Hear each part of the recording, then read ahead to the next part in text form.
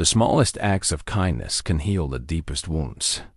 It takes a stranger to remind us what love truly looks like. Walter is a 73-year-old homeless man who walks the streets of Chicago with white roses, giving them away to anyone who needs a moment of hope. One morning, he meets 7-year-old Olivia Vale, a little girl who hasn't spoken since her father died. Her mother, Cassandra, is a billionaire who has everything money can buy, but she's lost the one thing that matters most: her daughter's voice. When Walter kneels down and offers Olivia a simple white rose, she whispers her first words in months. "Thank you." Cassandra watches from across the street, tears streaming down her face. This homeless man just did what all her wealth and power couldn't do. But what will happen when their worlds collide? Before we jump back in, tell us where you're tuning in from. And if this story touches you, make sure you're subscribed, because tomorrow I've saved something extra special for you. Walter's fingers moved with practiced precision as he sorted through the wilted petals, discarding the brown ones and saving those still touched with white. The concrete beneath him was cold, even through the layers of cardboard he'd arranged, as his makeshift bed behind the Walgreens on State Street. Dawn was breaking over Chicago, painting the sky in soft pastels that reminded him of better times when he had a home, a purpose, a family to wake up for. The white roses came from the dumpster behind Romano's flower shop. Every Tuesday and Friday, old man Romano would toss the day-old arrangements, and Walter would be there waiting.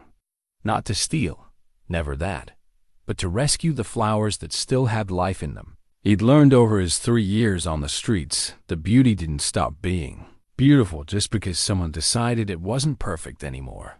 With gentle hands that belied his weathered appearance, Walter wrapped the salvaged roses in damp newspaper. 18 roses today, a good haul. Enough to bring 18 moments of unexpected joy to strangers who'd forgotten that kindness still existed in the world. He tucked them carefully into the battered messenger bag that held everything he owned: a photograph wrapped in plastic, a faded purple heart medal, a small metal music box that played Danny Boy, and a thin hospital bracelet he couldn't bring himself to remove. The morning routine was sacred to Walter. Rise before dawn, collect the roses, find a public restroom to wash his face and hands, then begin his daily pilgrimage through the city. He wasn't begging. He'd made that promise to himself when he first hit the streets. He was giving. Each rose came with no strings attached, no expectation of payment or pity. Just a simple gesture that said, "You matter. You're seen. You're not alone." 15 miles north, in a glass tower that scraped the belly of the clouds, Cassandra Vale stood at her office window, watching the same sunrise paint the city gold. The view from the 42nd floor of Vale Industries should have filled her with satisfaction. After all, she'd built this empire from the ground after David's death. But this morning, like every morning for the past 8 months, all she felt was the hollow ache of a mother watching her child disappear a little more each day. The wedding ring on her finger caught the morning light, a thin band of platinum that she twisted whenever anxiety crept up her spine. David had been gone for 10 months now, taken by a drunk driver on a rainy Thursday evening as he drove home from Olivia's school play. The doctor said Olivia's selective mutism was a normal grief response. The children sometimes retreated into silence when the world became too overwhelming to bear. They used phrases like trauma response and emotional protection mechanism. But all Cassandra heard was the deafening quiet of a house where laughter used to live. "Mrs. Vale?" Marcus Thompson, her head of security, appeared in the doorway. A former Navy SEAL with gentle eyes and an unwavering loyalty to the Vale family, Marcus had become more bodyguard than employee over the years. "The car's ready for Olivia's school run." Cassandra nodded, straightening her charcoal suit jacket. The morning ritual: wake Olivia, help her dress, attempt conversation that would be met with solemn nods or gentle touches. Then the drive to Pemberton Academy. where 17 other 7-year-olds would chatter and laugh while Olivia sat in careful silence, drawing pictures of flowers and birds and sometimes, heartbreakingly, stick figures of a man, woman, and child holding hands, with one figure crossed out in black crayon. How did she sleep? Cassandra asked as they walked toward the elevator. Mrs. Rodriguez said she had another nightmare around 3. Came to the kitchen for warm milk. Marcus's expression was carefully neutral, but Cassandra caught the concern in his voice. Maria Rodriguez had been the Vale family's housekeeper for 12 years, and in the months since David's death, she'd become something closer to a grandmother to Olivia, the warm, comforting presence that Cassandra struggled to provide while drowning in her own grief. The penthouse apartment occupied the entire top floor of the Vale building, a testament to wealth that David had always found slightly embarrassing. "We don't need all this space," he'd said when they first moved in. "It's just us and Olivia." But Cassandra had insisted. She'd grown up in a cramped apartment above her father's failing grocery store, sharing a bedroom with 2 sisters and wearing hand-me-downs until she earned her first business scholarship. Success meant space, meant never having to make do with less than the best. Now the expansive rooms felt like a mausoleum, filled with echoes and expensive furniture that no one used. Olivia's bedroom was a shrine to childhood whimsy custom, murals of fairy tale castles, a canopy bed that looked like something from a prince's story, shelves lined with books in 3 languages. But the little girl who sat on the edge of that magical bed each morning looked lost in it all, a silent sprite in a world too large and too quiet. "Good morning, sweetheart," Cassandra said, kneeling beside Olivia's bed, her daughter's dark hair so much like David splayed across the pillow like spilled ink. Those enormous brown eyes, David's eyes, looked up at her with a solemnity that broke Cassandra's heart fresh every day. Olivia sat up and reached for her mother's face, tiny fingers tracing the worry lines that had appeared around Cassandra's eyes. It was their morning ritual, this wordless communication. Olivia would touch her mother's face as if checking for cracks, and Cassandra would try to smooth away the furrows that betrayed her exhaustion. "Mrs. Rodriguez made your favorite pancakes," Cassandra said, helping Olivia into her school uniform. "The ones with the blueberries that looked like little smiles." A ghost of a smile flickered across Olivia's face, not quite reaching her eyes, but enough to give Cassandra hope. Progress was measured in these tiny moments now. A smile, eye contact that lasted more than a few seconds. The way Olivia sometimes hummed along to songs on the radio, though she never sang the words. The drive to school took them through the heart of downtown Chicago, past the bustling streets where Walter would soon begin his daily journey. Olivia pressed her face to the tinted window of the black sedan, watching the city wake up. Street vendors setting up their carts, early commuters hurrying toward the L station, homeless individuals emerging from doorways in the alleys where they'd spent the night. "Look, Mama," Olivia said suddenly, pointing toward a figure pushing a shopping cart filled with belongings. Cassandra's breath caught. Olivia had spoken. The first words in 3 weeks since the day she'd asked Mrs. Rodriguez if Daddy was cold in heaven. But before Cassandra could respond, before she could even process the magnitude of hearing her daughter's voice, Olivia had retreated back into her silence, pressing her palm against the window as if trying to reach through the glass dot at Pemberton Academy. Dr. Sarah Chun was waiting. The school's child psychologist had become a fixture in their lives, a gentle woman in her 50s who approached Olivia's condition with patience and hope that Cassandra envied. Dr. Chun believed in gradual healing and creating safe spaces where children could find their voices again when they were ready. "Any changes at home?" Dr. Chun asked as they watched Olivia settle into her seat, pulling out her art supplies with methodical precision. "She spoke in the car," Cassandra whispered. Just 2 words, but she spoke. Dr. Chen's eyes brightened. "That's significant progress." What was the context? She was looking at someone on the street, a homeless person. Cassandra felt a pang of something: guilt? Shame? She'd spent so much money on therapy, on specialists, on everything except the simple human connection that had somehow sparked. Those precious words. Empathy is often one of the first emotions to break through, Dr. Chun explained. Children naturally respond to others who seem vulnerable or in need of care. It's a good sign, Mrs. Vale. It means she's still connecting with the world around her. But as Cassandra kissed Olivia goodbye and headed back to her empire of glass and steel, she couldn't shake the image of her daughter's hand pressed against the window, reaching toward a stranger who had somehow touched something in her silent world that all of Cassandra's wealth and resources couldn't access. Meanwhile, Walter was beginning his own daily journey. The roses secure in his bag, he walked with the measured pace of a man who had nowhere urgent to be, but everywhere important to go. His first stop was always the same: the corner of Michigan and Randolph, where the morning commuter rush created a river of humanity flowing toward their various destinations.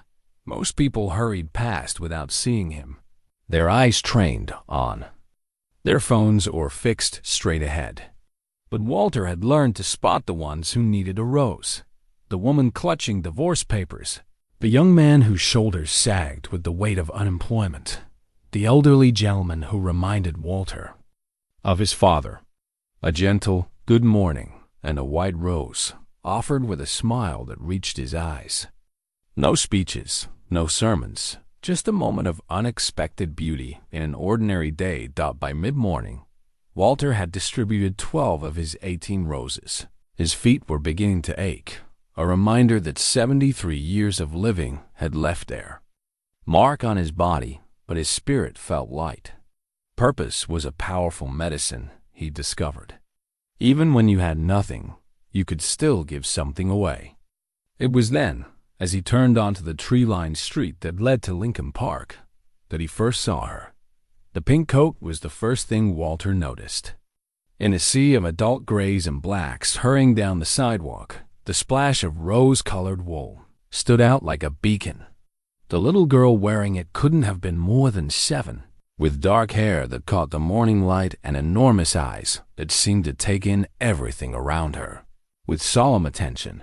She was standing perfectly still beside a park bench while the adult world rushed past her, a small island of stillness in the current of humanity. Her tiny hands were folded in front of her, and something about her careful posture reminded Walter of his own daughter Emma at that age. The way she'd stand when she was thinking deeply about something, processing the world with that particular intensity that only children possessed. Walter approached slowly, the way he'd learned to move around children and animals with patience and respect for their space. In his weathered hands, he carried one of his finest roses, a bloom that had somehow escaped Romano's dumpster, with most of its petals intact and its stem strong. "Good morning, little one," he said gently, lowering himself to one knee so they could be at eye level. His joints protested the movement, but he'd learned that kindness required getting down to a child's perspective, literally and figuratively. The girl looked at him with those remarkable eyes, and Walter felt something shift in his chest. There was recognition there, not of him specifically, but of something deeper. She saw him not as the homeless man that most people looked through, but as a person offering something beautiful. Walter extended the white rose toward her, his voice soft as morning rain. "This is for you, sweetheart, because everyone deserves something beautiful in their day." For a long moment, the child simply stared at the flower. Walter remained patient, knowing that trust was earned in heartbeats and lost in rushed moments. He'd learned this during his years of working with veterans struggling with trauma. Sometimes the most powerful healing happened in silence, in the space between words where understanding could bloom. Then, like sunrise breaking over a long winter, the little girl reached out and accepted the rose. Her fingers were small and warm as they brushed against his, and when she looked up at him again, Walter saw tears gathering in her eyes. "Thank you," she whispered, and the words were like prayer made audible. Walter's breath caught. Something about this moment felt sacred, as if the ordinary Tuesday morning had suddenly become a cathedral where miracles were possible. The child's voice was clear and sweet, carrying the kind of pure gratitude that adults had forgotten how to express. "You're very welcome, little angel," Walter replied, his own voice roughened by unexpected emotion. "What's your name?" But before the child could answer, Walter heard the sharp intake of breath from somewhere behind him. He turned to see a woman standing across the street, her hand pressed to her mouth, tears streaming down her face. She was beautiful in the way that money and good breeding could make someone beautiful polished. Elegant, wearing a coat that probably cost more than Walter spent in a year. But it was her expression that caught his attention. She looked like someone who had just witnessed a miracle she'd stopped believing in. The woman, clearly the child's mother, took a step forward, then stopped herself. Walter could see the war playing out across her features, the desire to run to her daughter warring with something else, some caution or calculation that kept her frozen in place. The little girl, meanwhile, was examining the rose with the focused attention that children brought to treasures. She held it carefully, as if it were made of spun glass, and Walter noticed that she brought it close to her face to breathe in its faint perfume. "Olivia," the woman's voice carried across the street, gentle but urgent. The child looked up at the sound of her name, and Walter saw her stiffen slightly, as if remembering something that had been temporarily forgotten. As Olivia walked toward her mother, Walter remained kneeling on the sidewalk, watching this small drama unfold. The woman, Olivia's mother, kept glancing between her daughter and Walter, her expression cycling through gratitude, bewilderment, and something that looked almost like fear.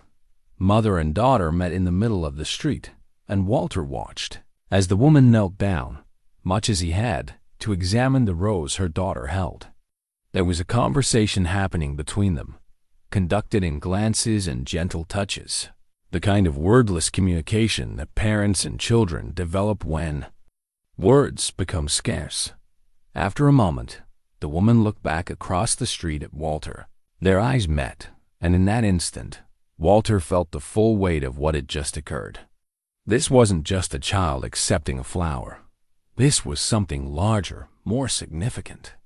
The way the mother was looking at him with wonder and desperate hope told him that his simple gesture had somehow achieved what others had failed to accomplish.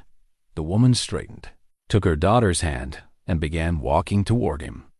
Walter struggled to his feet, his knees reminding him again of his age and the miles he'd walked on city concrete. As they approached, he could see the expensive details of the woman's appearance more clearly: the perfectly styled hair, the designer handbag, the shoes that had never touched a sidewalk in their brief, pampered life. "Excuse me," the woman said when they were close enough to speak without raising their voices. Her accent carried traces of education and privilege, but her voice shook with emotion. "I'm Cassandra Vale. This is my daughter, Olivia." Walter nodded, politely. "Walter Morrison, ma'am. It's a pleasure to meet you both." "What you just did," Cassandra began, then stopped, apparently struggling to find words adequate to the moment. "Olivia hasn't spoken in months, not since her father died. We've tried everything: therapy, specialists, medications. Nothing has worked." The weight of this revelation settled over Walter like a familiar coat. Grief. He knew its contours intimately, had worn it so long it had become part of his identity. The child's careful stillness, her solemn eyes, the way she'd received the rose as if it were a lifeline, it all made sense now. "I'm sorry for your loss," Walter said, meaning it in a way that only someone who had lost everything could mean it. Grief is a long journey, especially for little ones. Cassandra's composure cracked slightly. "How did you know?" "How did you know she needed that?"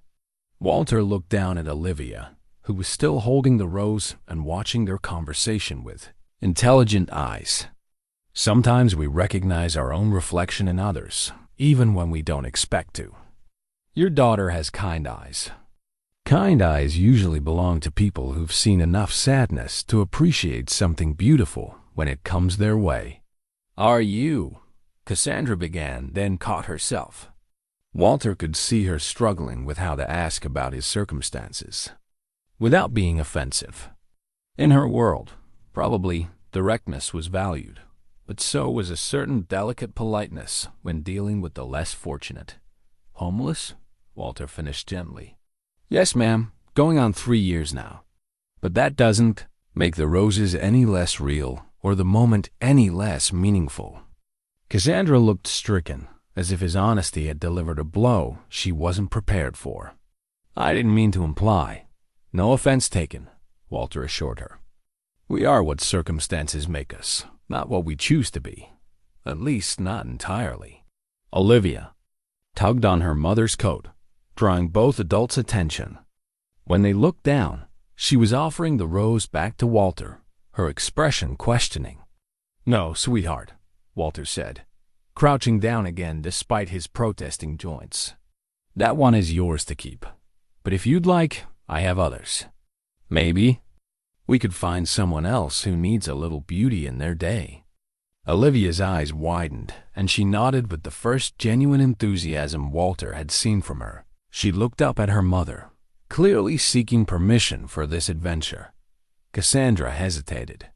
Walter could practically see the calculations running. Through her mind, stranger danger, social propriety, the dozen ways this interaction could go wrong. But then she looked at her daughter's face, at the spark of interest that had been absent for so long, and her expression softened. If you'd like, Olivia, she said carefully, but we should probably get you to school soon. For the next 20 minutes, Walter became Olivia's guide through the art of random kindness. Together, they approached strangers on the street, a tired-looking businessman waiting for the bus, an elderly woman walking her small dog, a young mother juggling a crying baby and a diaper bag. With each interaction, Olivia grew more confident, more present. She didn't speak again, but she smiled, and she made eye contact, and she handled each rose with the reverence of someone distributing sacred objects. Cassandra followed at a respectful distance, far enough away to give them space, but close enough to intervene if necessary. Walter was aware of her scrutiny, could feel her evaluating every word, every gesture. He didn't mind. If he had a child, he'd be equally protective. When the last rose had been given away, Olivia returned to Walter's side and took his weathered hand in her small one. The gesture was unconscious, natural, the way children reached for safety and comfort. Walter felt his throat tighten with unexpected emotion. Thank you, Olivia whispered again, looking up at him with those remarkable eyes. Thank you for showing. Walter squeezed her hand gently. Thank you for helping me, little angel. You made those roses more beautiful just by caring about them. As Cassandra approached to collect her daughter, Walter could see the questions forming in her eyes. Who was he? Where did he come from? How had he known exactly what Olivia needed when trained professionals had failed? But there would be time for questions later. For now, it was enough that a child had found her voice, even if only for a moment, and that 3 strangers had shared something real in a world that often felt increasingly artificial. Will we see you again? Cassandra asked as she took Olivia's other hand. Walter looked at the mother and daughter, at the hope shining in both their faces, and felt something shift in his chest. Purpose, direction, the sense that maybe, just maybe, there was still work for him to do in this world. I'm usually around the park in the mornings, he said, with the roses. If you ever want to help distribute some beauty, I'd welcome the company. As they walked away, Walter watched until they disappeared around the corner. Only then did he allow himself to think about what had just happened, about the child's whispered thanks and the mother's tears. In his pocket, his fingers found the hospital bracelet he couldn't bring himself to remove. the one that reminded him daily that time was running out. But for the first time in months, Walter found himself thinking not about ending, but about beginning, about second chances and unexpected connections, about the way grace sometimes arrived disguised as coincidence, carrying white roses and speaking in the voice of a child who had forgotten how to trust the world enough to let it hear. Her heart thought Cassandra couldn't sleep.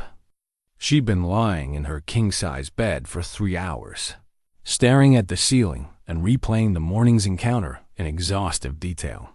Every word Walter had spoken, every gentle gesture, the way Olivia had looked at him with something approaching trust, it all circled through her mind like a song she couldn't shake. At 2 in the morning, she gave up on sleep and padded to her home office.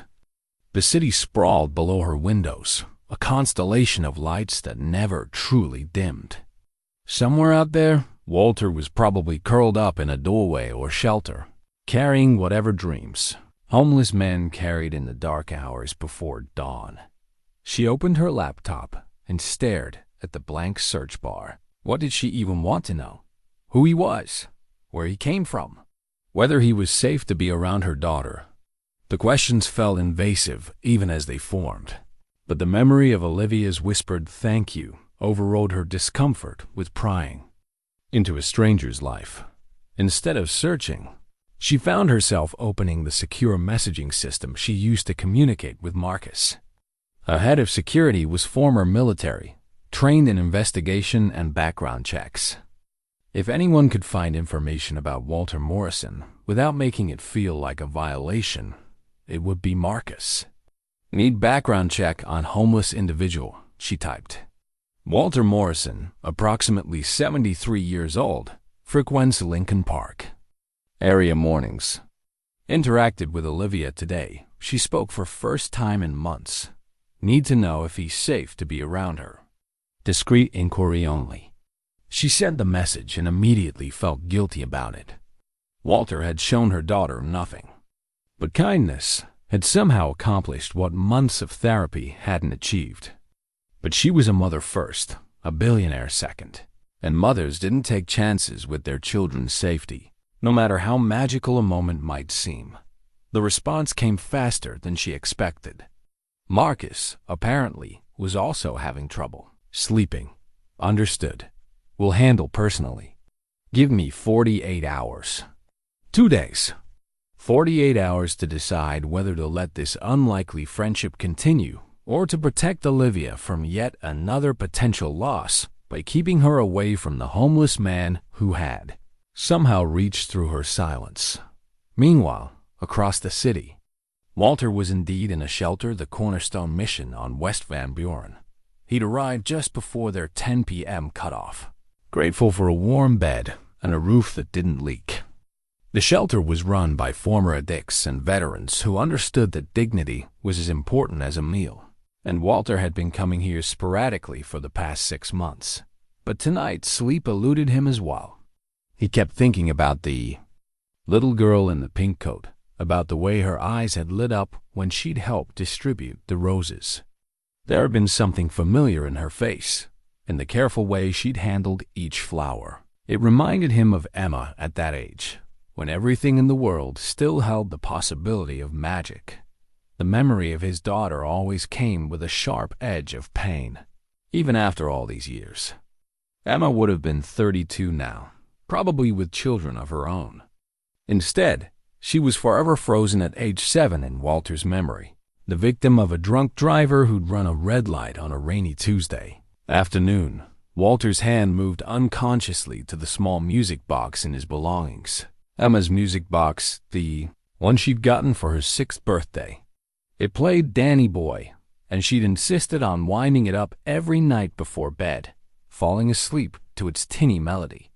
After the accident, Walter had carried it with him everywhere, a talisman against forgetting, against the kind of healing that felt like betrayal. But today, for the first time in years, the music box felt less like a weight and more like a bridge. Olivia had the same gentle curiosity Emma had possessed, the same way of seeing beauty in simple things. Maybe that's why he'd been drawn to her. why he'd felt so certain she needed that rose. The next morning brought a steady drizzle that made rose hunting more challenging. Romano's dumpster yielded only a few salvageable blooms, their petals heavy with moisture. Walter wrapped them carefully in plastic before tucking them into his bag, then began his slower trek toward the park. He half expected to see the black sedan again, half hoped for another encounter with the woman and her remarkable daughter. But the park was quiet except for the usual early joggers and dog walkers. Walter distributed his meager collection of roses quickly, then found himself lingering near the bench where he'd first seen Olivia. "You looking for someone?" The voice belonged to Tommy Nguyen, another regular at the Cornerstone mission. Tommy was a Vietnam veteran whose battles with alcohol and PTSD had cost him his family and his construction job, but whose fundamental decency had survived intact despite decades of hard living. "Just enjoying the morning," Walter replied, which was both true and incomplete. Tommy settled beside him on the bench, pulling a thermos of coffee from his jacket. "This wouldn't have anything to do with that fancy lady and her kid I heard about, would it? Word travels fast in our community, my friend." Walter accepted the cup of coffee Tommy offered, grateful for the warmth and the friendship. The homeless community in Chicago was tighter than most people realized, bound together by shared struggles and mutual aid. News of unusual encounters, especially positive ones, spread quickly through the network of shelters and street corners. "She was just a little girl who needed a flower," Walter said. "Nothing more complicated than that." Tommy's tone suggested he wasn't entirely convinced. "And the fact that this little girl happened to belong to one of the richest women in Chicago, that's just coincidence?" Walter looked at his friend sharply. "Richest women?" "Cassandra Vale. Vale Industries. You've seen the signs on half the construction sites in the city." Tommy studied Walter's face with the shrewd attention of someone who'd survived on the streets by reading people accurately. "You really didn't know who she was?" The revelation hit Walter like a physical blow. Vale Industries. He'd seen their logo everywhere, on buildings and billboards and the sides of trucks. Cassandra Vale wasn't just wealthy. She was Chicago royalty, the kind of person who moved in circles so elevated they might as well have been on a different planet. "No," Walter said quietly. "I had no idea." "Changes things, doesn't it?" Tommy observed. "Rich people don't usually let their kids talk to folks like us unless there's an angle. Maybe she's looking for a charity case, someone to make her feel good about herself." Walter wanted to protest, to defend the genuine emotion he'd seen in Cassandra's eyes, but doubt was creeping in like fog. He'd been naive before, had trusted people who'd ultimately disappointed him. The streets taught harsh lessons about the gap between what people said and what they meant. That afternoon, while Walter was questioning his judgment, Marcus Thompson was conducting his discreet investigation. The former Navy SEAL had spent 20 years learning how to find information without leaving footprints, and Walter Morrison was proving to be a more complex puzzle than expected. The basic facts were straightforward enough. Walter Morrison, age 73, Social Security number matching. No criminal record beyond a few citations for vagrancy. Honorably discharged from the Army in 1973 after serving 2 tours in Vietnam. Married to Helen Morrison, deceased 1987. 1 daughter, Emma Morrison, deceased 1992. But it was the details that made Marcus sit up and take notice. Walter's military service record showed multiple commendations, including a Purple Heart and a Bronze Star. After his discharge, he'd worked as a high school English teacher in Oak Park for nearly 20 years, earning recognition for his work with at-risk students. The tragedy that had derailed Walter's life was documented in newspaper archives from 1992. Emma Morrison, age 7, had been killed by a drunk driver while walking home from school. The driver, a repeat offender, had received only 3 years in prison. Walter's wife, Helen, had suffered a heart attack at Emma's funeral and died 6 weeks later. After that, the trail went cold for several years. Walter had apparently disappeared from his old life completely, emerging sporadically in social service records, a brief stint in a psychiatric facility, a few arrests for public intoxication, periods of homelessness punctuated by temporary jobs that never lasted long. But it was the most recent information that gave Marcus pause. 6 months ago, Walter had been treated at Chicago General for advanced pancreatic cancer. The prognosis was grim: 6 to 12 months, possibly less. He'd refused most treatment options, apparently choosing to live his remaining time on his own terms. Marcus stared at the file he'd compiled, feeling the weight of information that would change how Cassandra viewed the homeless man who'd reached her daughter. Walter Morrison wasn't just a kind stranger with a gift for connecting with children. He was a decorated veteran, a former teacher, a man who'd lost everything and was now facing his final months alone on the streets. The question was whether Cassandra needed to know all of this. Some secrets were burdens, and Marcus had learned to be selective about which truths he shared with the people he protected. Meanwhile, Walter had decided to alter his routine. Instead of returning to the park the next morning, he chose to distribute his roses in a different part of the city. The encounter with Olivia had stirred up too many complicated feelings, and Tommy's words about rich people and their angles had planted seeds of doubt he couldn't shake. But as he walked through the unfamiliar neighborhood, handing roses to surprised commuters, Walter found himself thinking about the little girl's smile, about the way she'd handled each flower with such careful reverence. Rich or poor, angles or no angles, Olivia had needed that moment of connection. And despite his reservations about her mother's world, he couldn't regret giving it to her. The irony wasn't lost on him. A dying man afraid to get too close to a child who might represent his last chance at meaningful connection. A billionaire mother desperate to help her daughter, but paralyzed by the social gulf between her world and his. And somewhere in the middle, a 7-year-old girl who'd found her voice just long enough to say thank you to a stranger who understood the language of loss. Walter paused at a bus stop, watching the morning crowd hurry past with their heads down and earbuds in, everyone isolated in their personal bubbles of purpose and distraction. In a city of millions, he'd somehow found the one person who needed exactly what he had to offer. The odds of that happening again seemed impossibly small. But then again, Walter had learned that impossible things happened more often than most people believed. Sometimes grace arrived disguised as coincidence. Wearing a pink coat and carrying the voice of a child who'd forgotten how to trust the world. Enough to let it hear her heart as the bus pulled up and discoursed its passengers. Walter made a decision. Tomorrow, he would return to the park.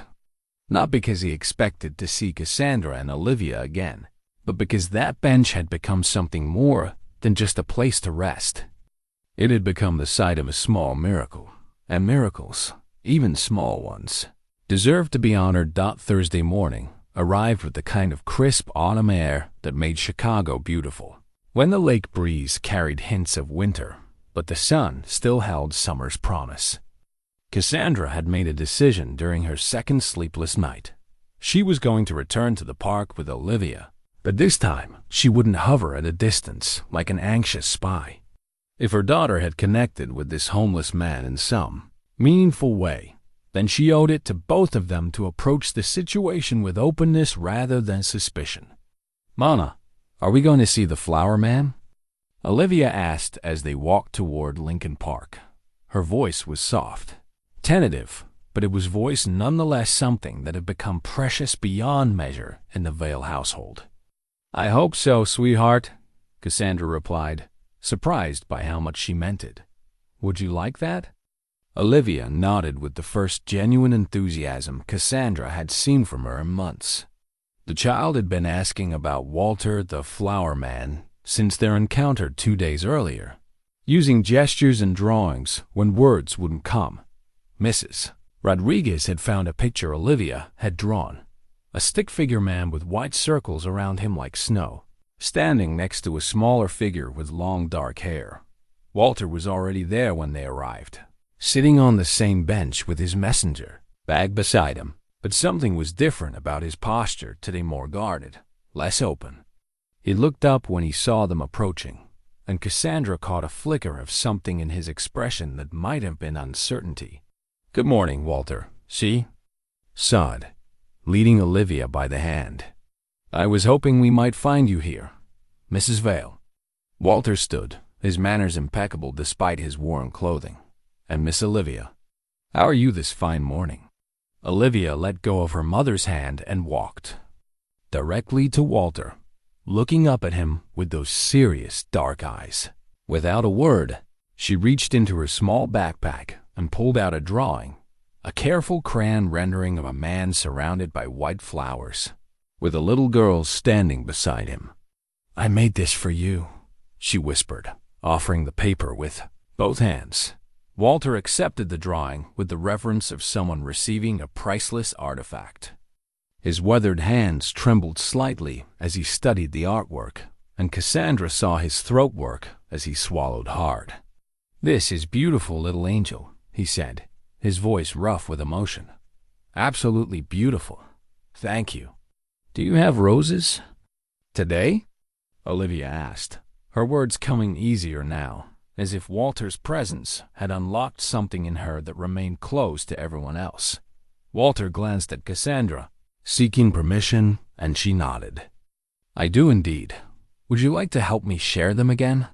For the next hour, Cassandra found herself following her daughter and a homeless man through Lincoln Park, watching a masterclass in human connection.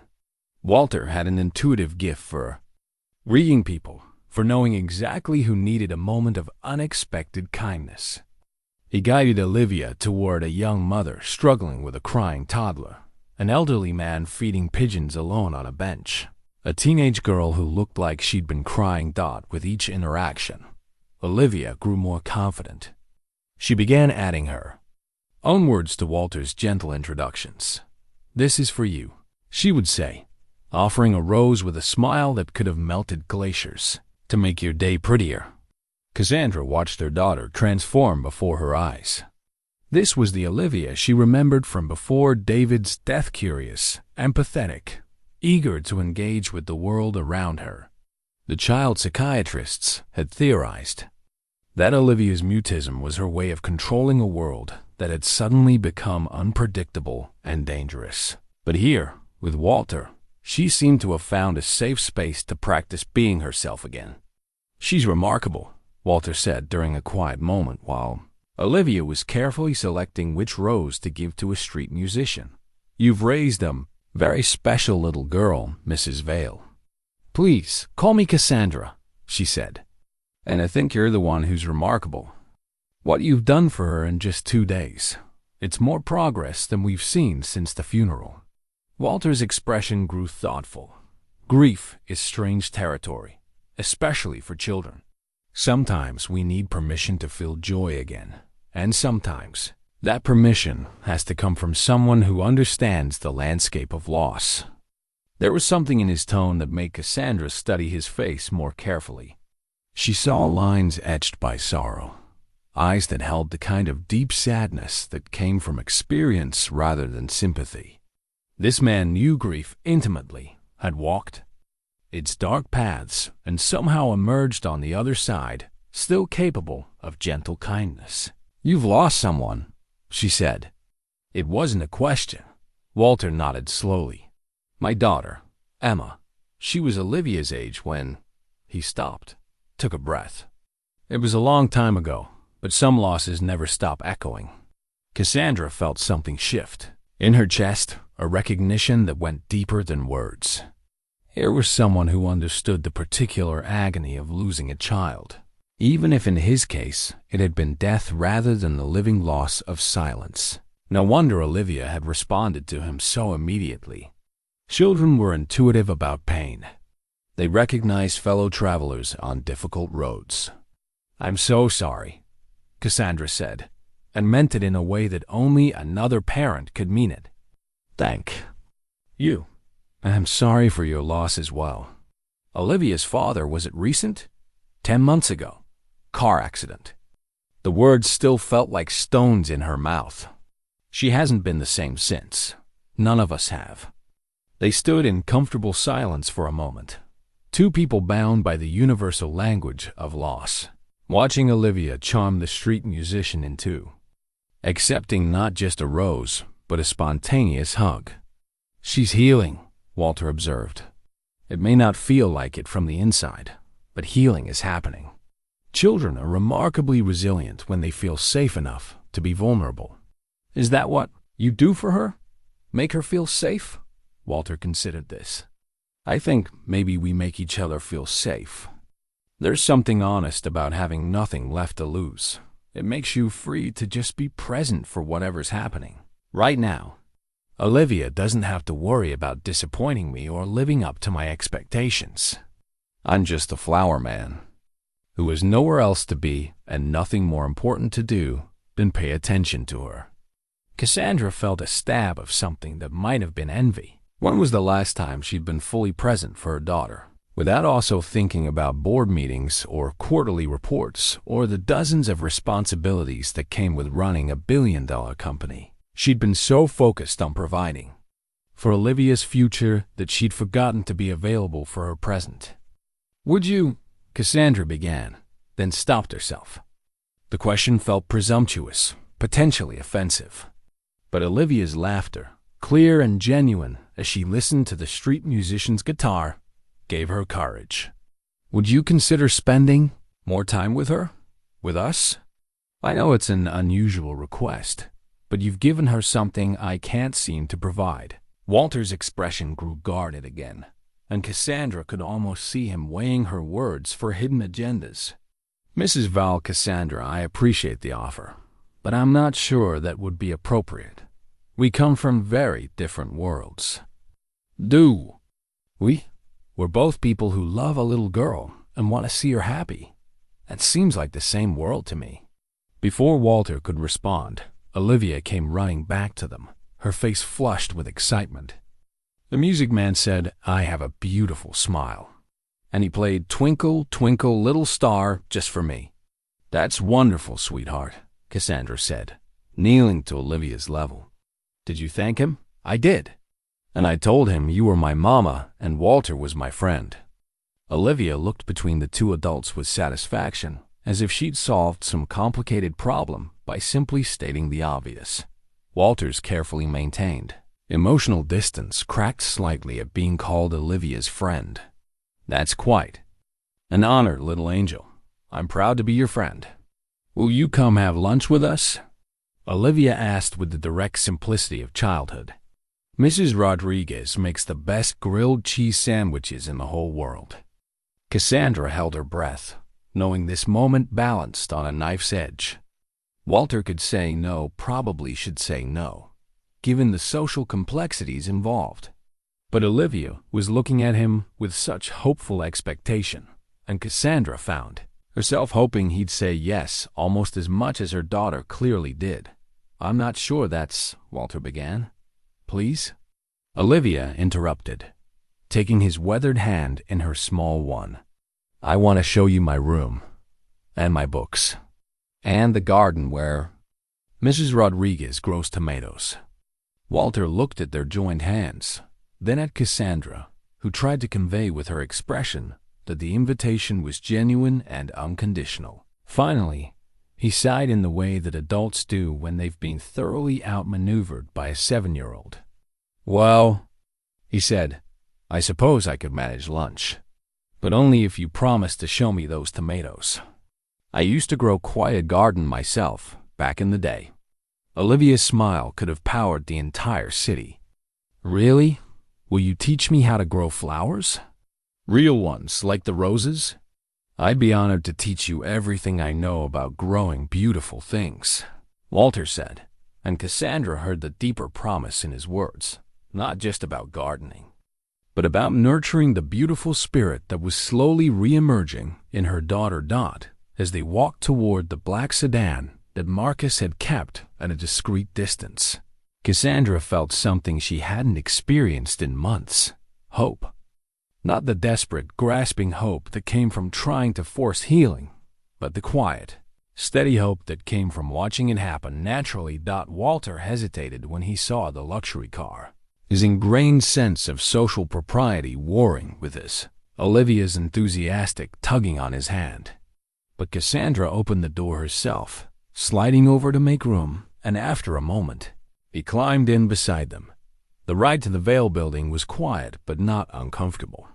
Olivia chattered softly about her books and her art supplies, while Walter listened with the kind of focused attention that made children feel important. Cassandra found herself studying his profile, noting the dignity in his bearing despite his circumstances, the gentleness in his responses to Olivia's questions. When they reached the penthouse, Mrs. Rodriguez greeted them at the door with the kind of warm welcome that transcended social boundaries. The older woman took one look at Walter, noting his careful manners and the way Olivia clung to his hand, and immediately began bustling around the kitchen, muttering in Spanish about setting another place and making sure there was enough soup. "Mrs. Rodriguez," Cassandra said, "this is Walter Morrison. He's the gentleman who helped Olivia find her voice again." Mrs. Rodriguez paused in her preparations to study Walter with shrewd, knowing eyes. After a long moment, she nodded approvingly. "Anyone who can make our little girl smile like that is welcome in this house," she declared. "You sit down, Mr. Walter. I'll have lunch ready in no time." And so Walter Morrison, homeless Vietnam veteran and former teacher, found himself sitting at a dining room table that cost more than most people's cars, sharing grilled cheese sandwiches and tomato soup with a billionaire and her daughter, while a housekeeper who had instantly adopted him fussed over whether he was eating enough. It should have been awkward. It should have highlighted the impossible distance between their worlds. Instead, it felt like the most natural thing in the world, as if this unlikely family had been waiting for Walter to complete their circle. Outside the floor-to-ceiling windows, Chicago sprawled in all its chaotic glory, a city where miracles happened daily if you knew how to recognize them. And in the warm light of the penthouse dining room, over simple food shared with generous hearts, three people who had been strangers just days earlier began the delicate work of learning to trust each other with their pain, their hope, and their carefully guarded capacity for love. The conversation that changed everything happened 3 days later. In the most unlikely of places, the vegetable aisle of a Whole Foods market. Cassandra had been running errands when she spotted a familiar figure studying the organic carrots with intense concentration. Walter looked different in the artificial fluorescent lighting, smaller somehow, more fragile, the weight of his circumstances more apparent away from the gentle morning light of the park. He was counting change from a small cloth bag, his weathered fingers moving slowly through the coins as he calculated whether he had enough for the vegetables he'd selected. The scene struck Cassandra with unexpected force. Here was a man who had shown her daughter such kindness, such wisdom, reduced the counting pennies for basic nutrition. Walter? She approached carefully, not wanting to embarrass him but unable to simply walk past. He looked up and she caught a flash of something: shame, perhaps, or simple human dignity, struggling against circumstances beyond his control. "Cassandra, what a pleasant surprise. Are you shopping for dinner?" she asked, then immediately regretted the question. It felt patronizing, highlighting the obvious disparity in their resources. But Walter answered with the same dignity he brought to everything. "Trying to. The shelter serves meals, but sometimes a man wants to cook for himself. Remember what it feels like to choose what goes on his plate." Cassandra nodded, understanding more than he might have expected. "I remember feeling that way after David died. Everyone wanted to bring casseroles and take care of things, but sometimes you need to prove to yourself that you can still manage the basic acts of living." Walter's expression softened. "Exactly. Independence becomes precious when you've lost so much of it." They stood in comfortable silence for a moment, surrounded by the abundant plenty of an upscale grocery store.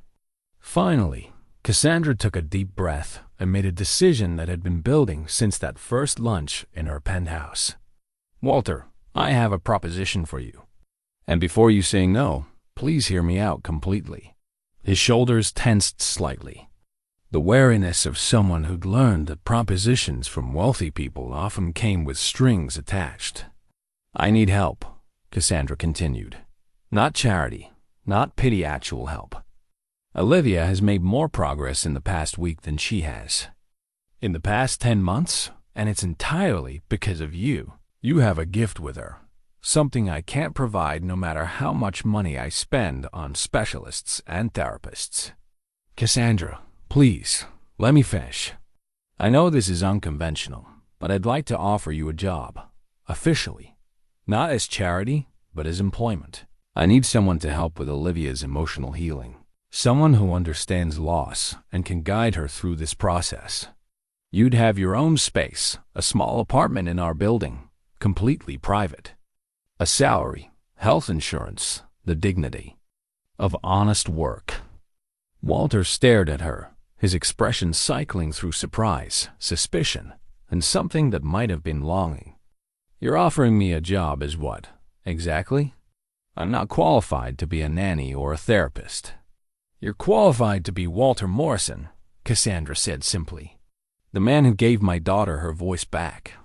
The man who taught her that the world still holds kindness. Sometimes the most important qualifications can't be learned in school." Walter looked down at the coins in his palm, at the meager vegetables he'd been calculating whether he could afford. When he looked back up, his eyes were bright with unshed tears. "Why?" he asked quietly. "Why would you do this for someone you barely know?" "Because you did something for someone you barely knew. Because Olivia lights up when she sees you in a way she hasn't since her father died. Because," Cassandra paused, surprised by the honesty that wanted to emerge. "Because I think we need each other, all three of us."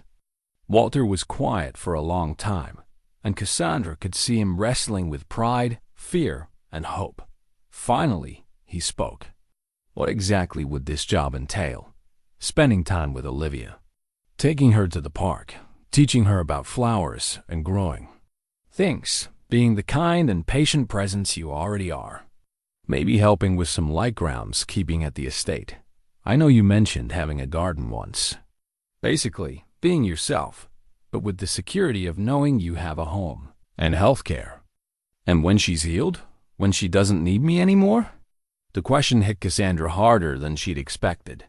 She hadn't allowed herself to think that far ahead, hadn't considered what would happen when Walter's purpose in their lives was fulfilled.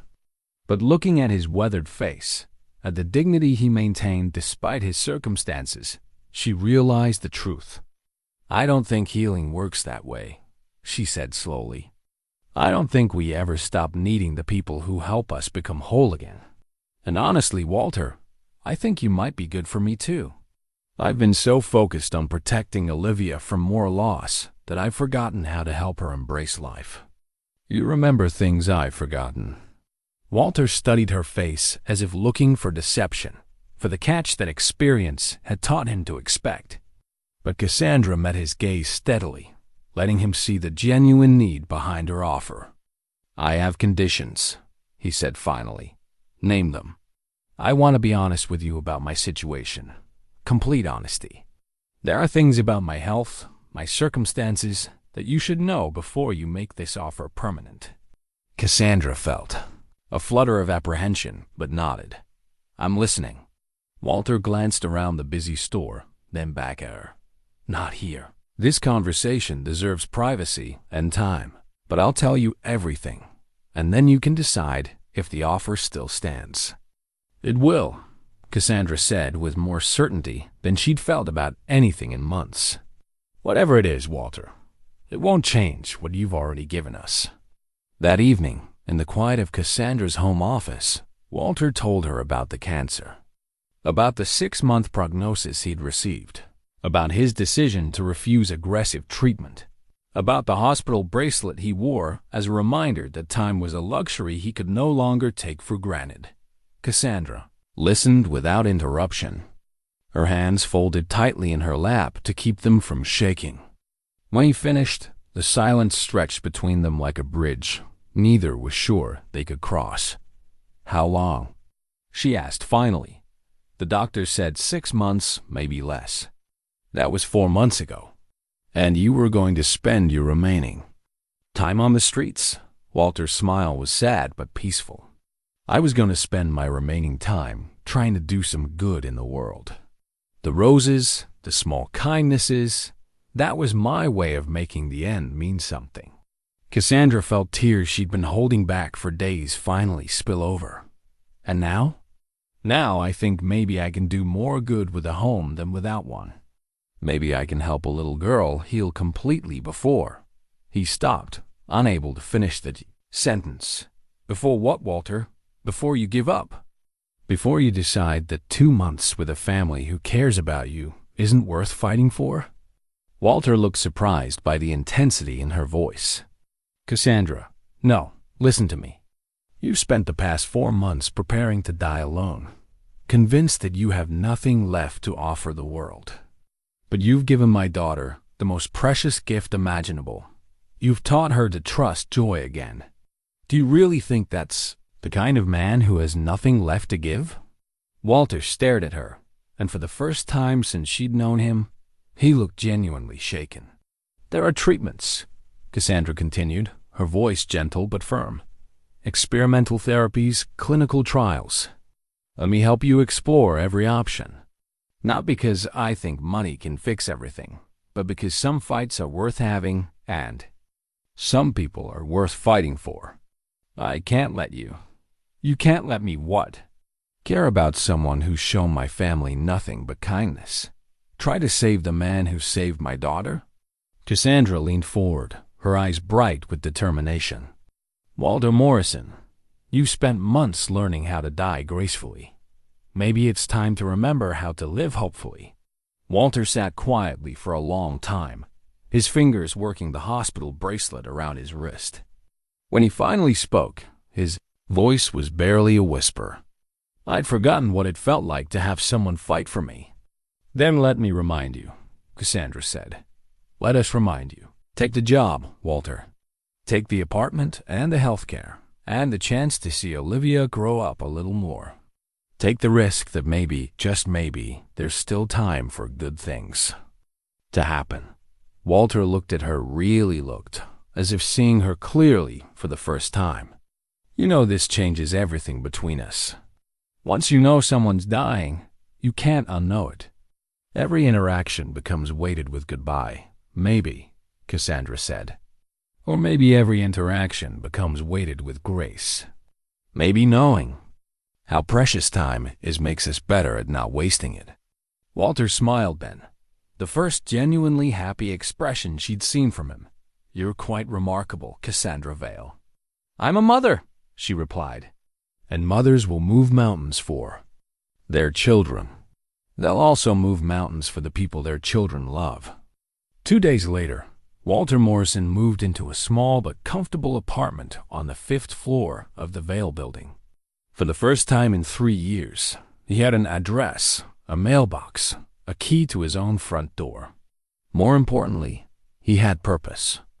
That extended beyond the remaining months of his prognosis. And in the penthouse 40 floors above, a little girl was learning that sometimes the most beautiful things in life came disguised as temporary gifts. That love didn't always arrive on schedule, and that family could be built from the most unlikely materials. Grief and roses, hope and honesty, and the brave decision to open your heart, even when you knew it might be broken again. Walter's transformation from homeless wanderer to official member of the Vale household was both gradual and profound. The small apartment Cassandra had provided was more a luxury than he'd experienced in years. A kitchenette where he could prepare his own meals, a bathroom with unlimited hot water, windows that let in natural light and offered a view of the city. He'd walked for so long from ground level, but it was the daily rhythm of purpose that truly changed him.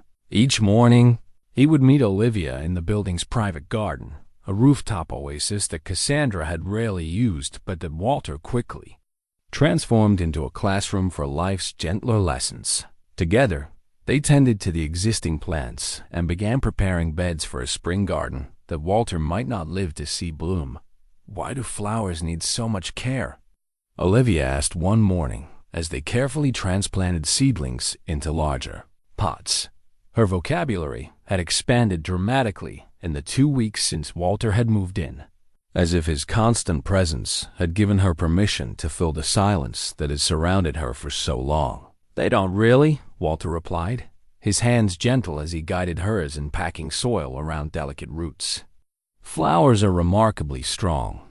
They push up through concrete, bloom in the harshest conditions, find ways to be beautiful, even when the world seems determined to make them ordinary.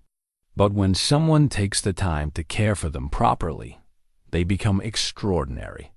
Olivia considered this with the seriousness she brought to all of Walter's lessons. "Like people?" "Exactly like people, little angel.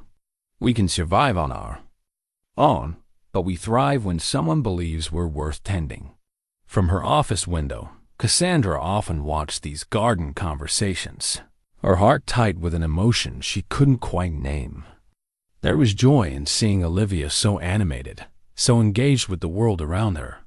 But there was also the bittersweet knowledge that this healing was happening on borrowed time. Walter's health was declining, subtle changes that he tried to hide.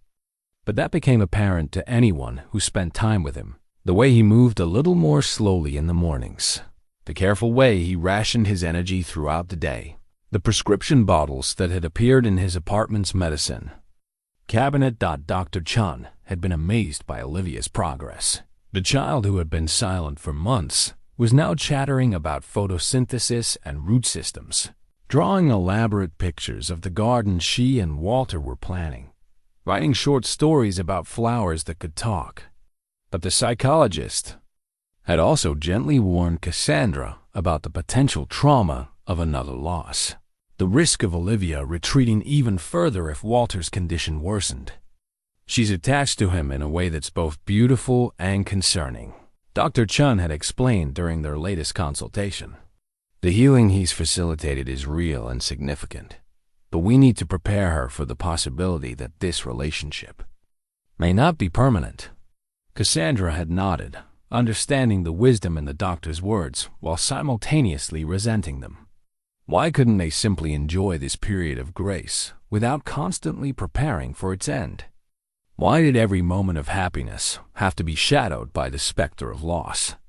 But Walter, it seemed, had been thinking along similar lines.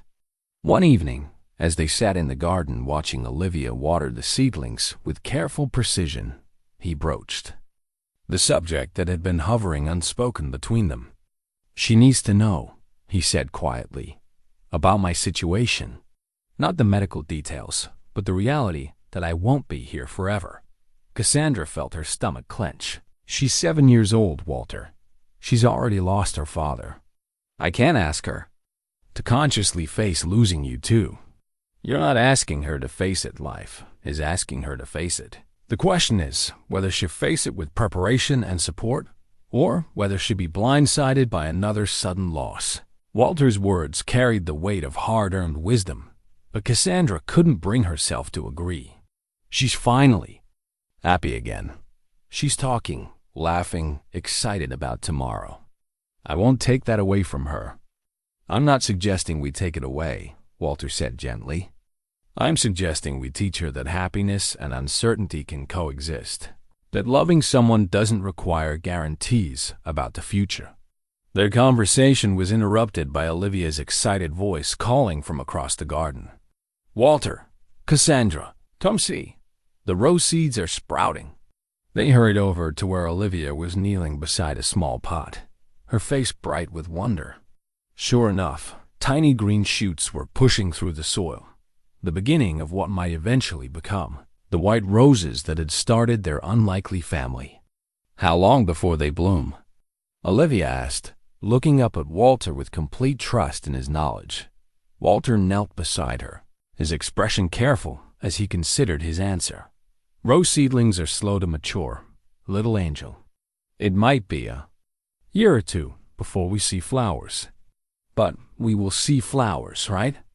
Olivia's voice carried a note of anxiety that hadn't been there moments before, as if some part of her had picked up on the adult undercurrents of their earlier conversation. Walter looked at Cassandra over Olivia's head, a silent question in his eyes.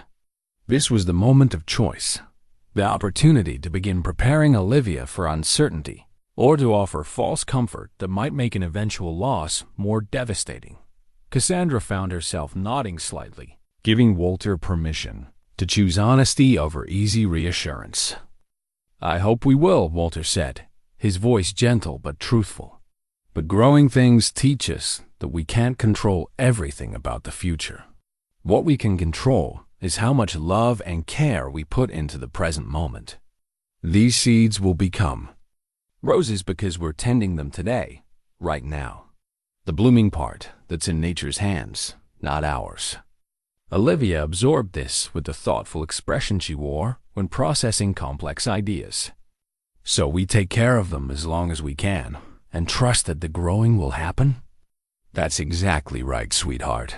We love them as long as we can, and trust in the growing." Something in Walter's tone made Cassandra look at him more closely. There was a weight to his words that went beyond gardening metaphors, a sense that he was teaching Olivia something much larger than flower cultivation. Over the following days, Cassandra noticed subtle changes in how Walter interacted with Olivia. He was still warm and engaged, still patient with her endless questions about plant biology and garden planning. But he was also more intentional about creating memories, more deliberate about the lessons he shared. They began a photo album together, pictures of their daily garden work, of Olivia's proud face next to her growing seedlings, of Walter's weathered hands guiding her smaller ones as they planted and watered and tended. Walter insisted that Olivia write captions for each picture, creating a narrative of their time together that would exist long after the memories grew dim. "This is me and Walter planting marigolds," Olivia wrote in her careful 7-year-old handwriting. "Walter says marigolds are brave flowers because they bloom even when it's hot and sunny and hard to grow things. This is our rose garden. Walter says roses take a long time to grow, but they're worth waiting for, like good friends. This is Walter teaching me about composting. He says everything that grows has to return to the earth eventually, but that doesn't make it sad because it helps new things grow." Reading these captions, Cassandra began to understand what Walter was doing. He was teaching Olivia about cycles, about the natural rhythm of growth and rest, bloom and dormancy. He was preparing her to understand that love didn't end when presence did, that the care someone gave could continue growing long after the person was gone. It was brilliant and heartbreaking and equal. Measure a masterclass in helping a child understand loss without being crushed by it. One afternoon, while Olivia was at school, Cassandra found Walter sitting in the garden with a photograph in his hands. She recognized it as the one from his messenger bag, the picture he'd carried through 3 years of homelessness like a talisman. "May I?" she asked, gesturing to the empty chair beside him.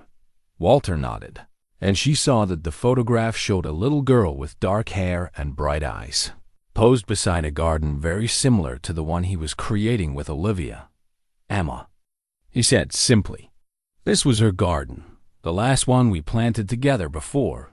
He stopped, unable to finish the sentence even after all these years. "She looks like Olivia," Cassandra observed. "Yes, that's what made me notice her at first." Morning in the park. The resemblance is remarkable. They sat in comfortable silence, two people bound by the complex geography of loss and love, watching the city bustle below them while tending their own small oasis of growing things. "Are you using Olivia to heal from Emma's death?" Cassandra asked gently. It was the question that had been nagging at her. The fear that Walter's attachment to her daughter was more about his past than their present. Walter considered this for a long time before answering. I think Olivia and I are healing from our losses together. She needed to learn that the world still held kindness after her father died. I needed to learn that I still had something to offer after Emma died. We're not replacing what we lost. We're creating something new from the pieces that remained.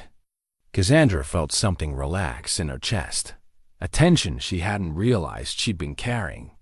And when at first she couldn't finish the question either. When I'm gone? Walter's voice was matter-of-fact, neither morbid nor dramatic. She grieve, and that will be appropriate and healthy. But she also remembered that love doesn't require guarantees, that caring for someone is worthwhile, even when you know it can't last forever.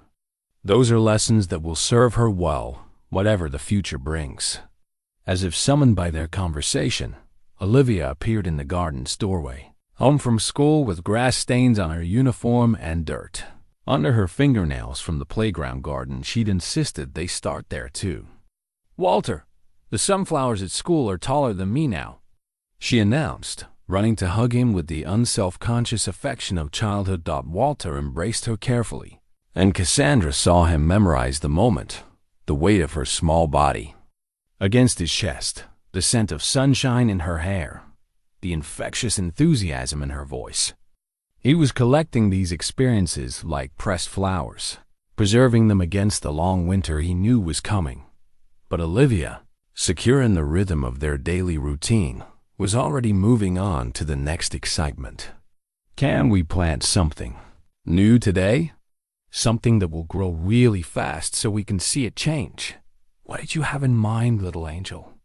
Bean seeds.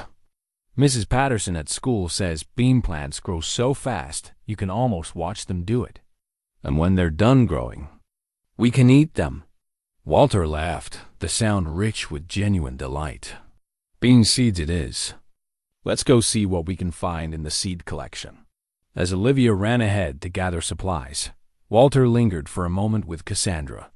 "She's going to be fine," he said quietly. "Whatever happens, she's going to be fine. She's learning that love multiplies when it's shared, that growing things is an act of faith, and that every day above ground is a gift worth celebrating. Those are the tools she'll need for whatever life brings her." Cassandra nodded, blinking back tears she didn't want Olivia to see. "Thank you," she whispered, "for all of it." "Thank you," Walter replied, "for giving an old man the chance to be useful again, for letting me love her." And then he was gone, following Olivia's excited chatter toward their next gardening adventure, leaving Cassandra alone with the growing certainty that some gifts were too precious to measure, too profound to repay, and too beautiful to last, as long as hearts wished they could. The morning Walter collapsed in the garden, Olivia was at school learning about family trees for a social studies project.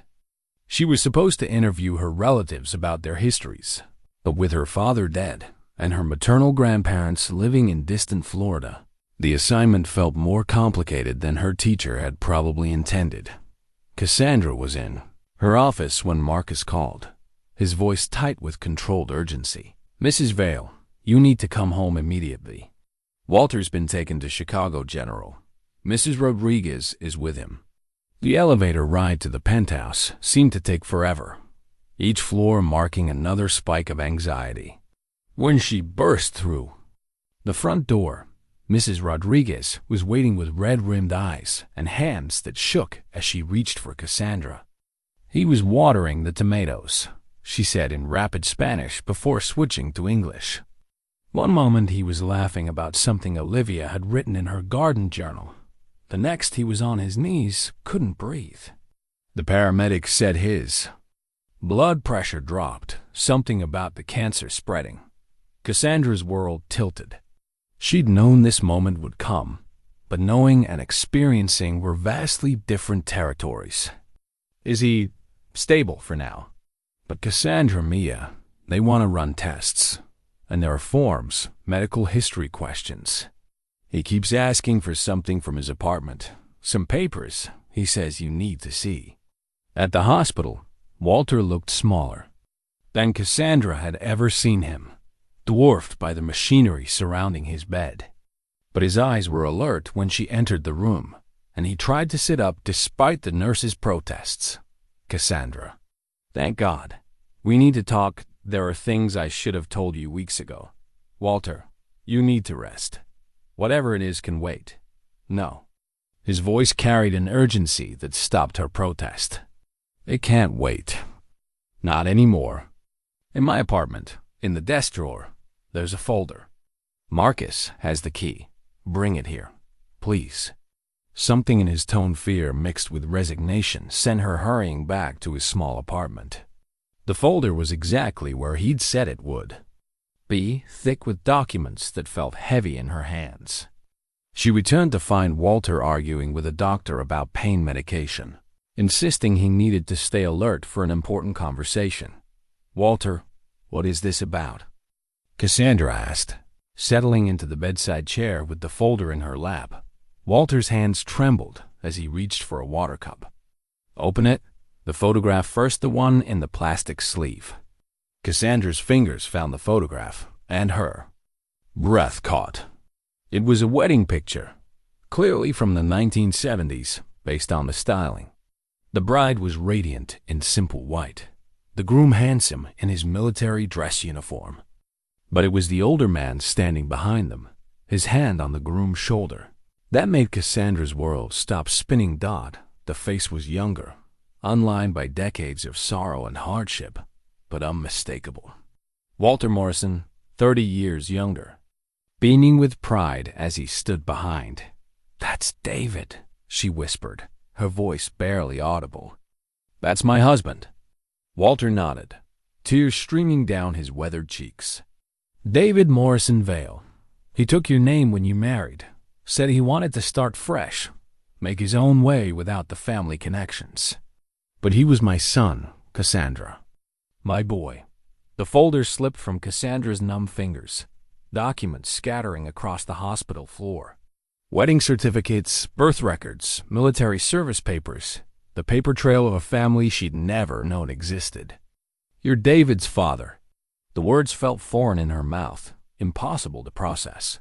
"You're Olivia's grandfather. I thought you knew. When I first saw you in the park, the way you were watching Olivia, I thought maybe David had told you about me, about why we'd lost touch. It wasn't until later that I realized you had no idea who I was." Cassandra's mind reeled backward through every interaction, recontextualizing conversations that had seemed to be between strangers. The day in the park you recognized her. You knew she was your granddaughter. I suspected. The resemblance to David was so strong, and when she told me her last name was Vale, Walter's voice broke. "I've been looking for you both since David died. The obituary listed survivors, but no addresses, no way to find you. I'd given up hope of ever meeting my granddaughter. But why? Why didn't David ever mention you? In 8 years of marriage, he never once." Walter's expression crumpled with old pain. "Because I failed him when he needed me most. After Emma died, after Helen's heart attack, I fell apart completely. Started drinking, couldn't hold a job, became someone David was ashamed to claim as family. He was in college then, trying to build a life, and I was this broken-down drunk showing up at his dorm room, embarrassing him in front of his friends." The pieces began clicking into place with horrible clarity. David's reluctance to talk about his childhood, his insistence on spending holidays with Cassandra's family instead of his own, the way he'd changed his name and built his identity around hers. "He told me his parents were dead," Cassandra said, quietly. "To him, I probably was. The last time we spoke was right before your wedding. He invited me, said he wanted me there despite everything. But I was in bad shape, 3 days into a bender, reeking of alcohol and self-pity. I took one look at him in that rented tux, so handsome and hopeful, and I knew I would ruin his perfect day. So I left, walked away, and never contacted him again." Walter's Breathing was becoming labored, the emotional strain taking its toll on his weakened system. But he pressed on, as if this confession had been damming up inside him for years. I told myself I was protecting him from my mess. Let him have his clean start, his beautiful wife, his successful life. What could a broken-down drunk add to any of that? So I disappeared. Became homeless by choice at first, then by circumstance when the drinking got worse. But you got sober, Cassandra said, though even as she spoke, she was remembering conversations that took on new meaning. Walter's intimate knowledge of grief, his understanding of loss, the way he'd known exactly how to reach through Olivia's silence. 3 years ago, when I hit rock bottom and finally admitted I needed help. By then, David was already gone. I never got to make amends, never got to tell him I was sorry, never got to meet the granddaughter he'd given me. Until that morning in the park, when she appeared like a miracle I didn't deserve. Cassandra felt anger building alongside her shock anger. At the years of missed opportunities, the family connections Olivia had been denied, the grandfather who'd chosen pride and self-pity over love. But looking at Walter now, seeing the genuine anguish in his eyes, she found her fury complicated by understanding. "You've been her grandfather all along," she said. "Every rose, every garden lesson, every moment of healing, you were loving your own granddaughter. And she was loving me back without knowing who I was. That little girl has been healing her grandfather's heart while I helped heal hers. The irony is almost too much to bear." A knock at the door interrupted them. Marcus appeared, his expression grave. "Mrs. Vale, I'm sorry to interrupt, but Olivia's school called. There was an incident on the playground. She's asking for Walter, and they can't calm her down. They want you to come get her." Cassandra felt the world tilting again. What kind of incident? Apparently, she became hysterical during the family tree assignment. Started crying and saying she didn't have any family left except you and Walter. And what if Walter went away like her daddy did? The teacher tried to reassure her, but she's inconsolable. Walter tried to sit up again, his face pale but determined. "Bring her here. Let me explain. Walter, you're in no condition. She's my granddaughter," he said with quiet authority. "She's frightened and confused, and she needs to understand what's happening. I won't let her suffer because of secrets and missed opportunities. Not again." An hour later, Olivia sat in the hospital chair Cassandra had vacated, her small hand wrapped around Walter's IV-free one, listening to the most extraordinary story of her young life. Walter told it simply, age-appropriately, but without the protection of euphemism or false comfort. "Your daddy was my little boy, a long time ago," he said gently. "Just like your mama's little girl now. But I made some very bad choices that hurt your daddy's feelings, and we stopped talking to each other. I was too proud and too sad to fix things between us." Olivia absorbed this with the seriousness she brought to all of Walter's important lessons. "So you're my grandpa? I'm your grandpa, and you're my granddaughter. We found each other by accident, but maybe that's how the best families are built, out of love and roses and second chances. Are you going to go away like Daddy did?" The question was matter-of-fact, but Cassandra could hear the carefully controlled fear beneath it. Walter looked at Cassandra over Olivia's head, seeking permission for honesty. At her nod, he continued, "I'm very sick, little angel. Sicker than the doctors can fix. But here's what I want you to remember finding you and Mama has been the most beautiful thing that's happened to me in 20 years. Every day I get to spend being your grandpa is a gift I never thought I'd receive. But you'll still be my grandpa, even if you have to go to heaven like Daddy. I'll always be your grandpa. Being family isn't about being in the same place. It's about loving each other and carrying that love forward." And look, Walter gestured to the scattered documents. "Now you have a whole family history you didn't know about. Stories about your daddy when he was little, about your grandmother Helen, about your great-grandparents who would have loved you so much. Olivia studied the wedding photograph, tracing her father's young face with one finger. Daddy looks happy. Here, he was happy. He was excited about getting married to your mama and starting a family. You were his greatest dream, sweetheart. Will you tell me more stories about him? About when he was little like me?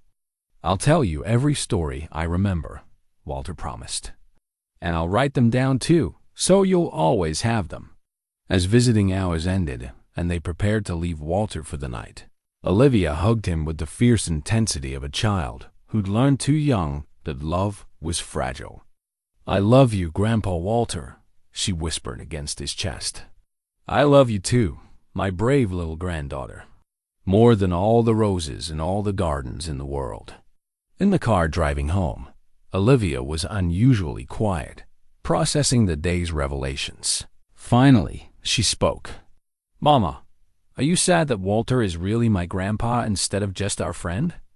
Cassandra considered the question carefully. I'm sad that we missed so many years of knowing each other as family.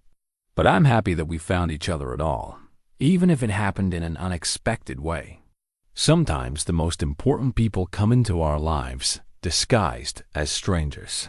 Like how Daddy came into your life disguised as a college student who was too nervous to ask you on a date.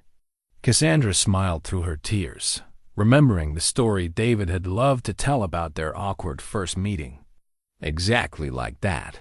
Sweetheart, love has a way of finding us, even when we're not looking for it in the right places. That night, as she tucked Olivia into bed, Cassandra found herself thinking about the complicated mathematics of family, how love could multiply across years and circumstances, how connection could survive pride and mistakes and even death. Walter had spent 3 years homeless, choosing isolation over the risk of causing more pain. David had spent 8 years building a life separate from his father's failures. And now, in the shadow of terminal illness, they were all learning that some bonds were stronger than circumstances. That family was not just about blood, but about the daily choice to love someone despite their imperfections. In his hospital room. Across the city, Walter lay awake watching the Chicago skyline twinkle through his window. For the first time in 20 years, he was not alone with his grief.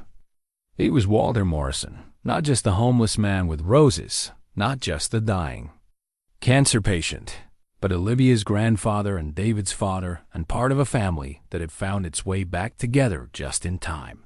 Tomorrow would bring difficult conversations about treatment options and time remaining.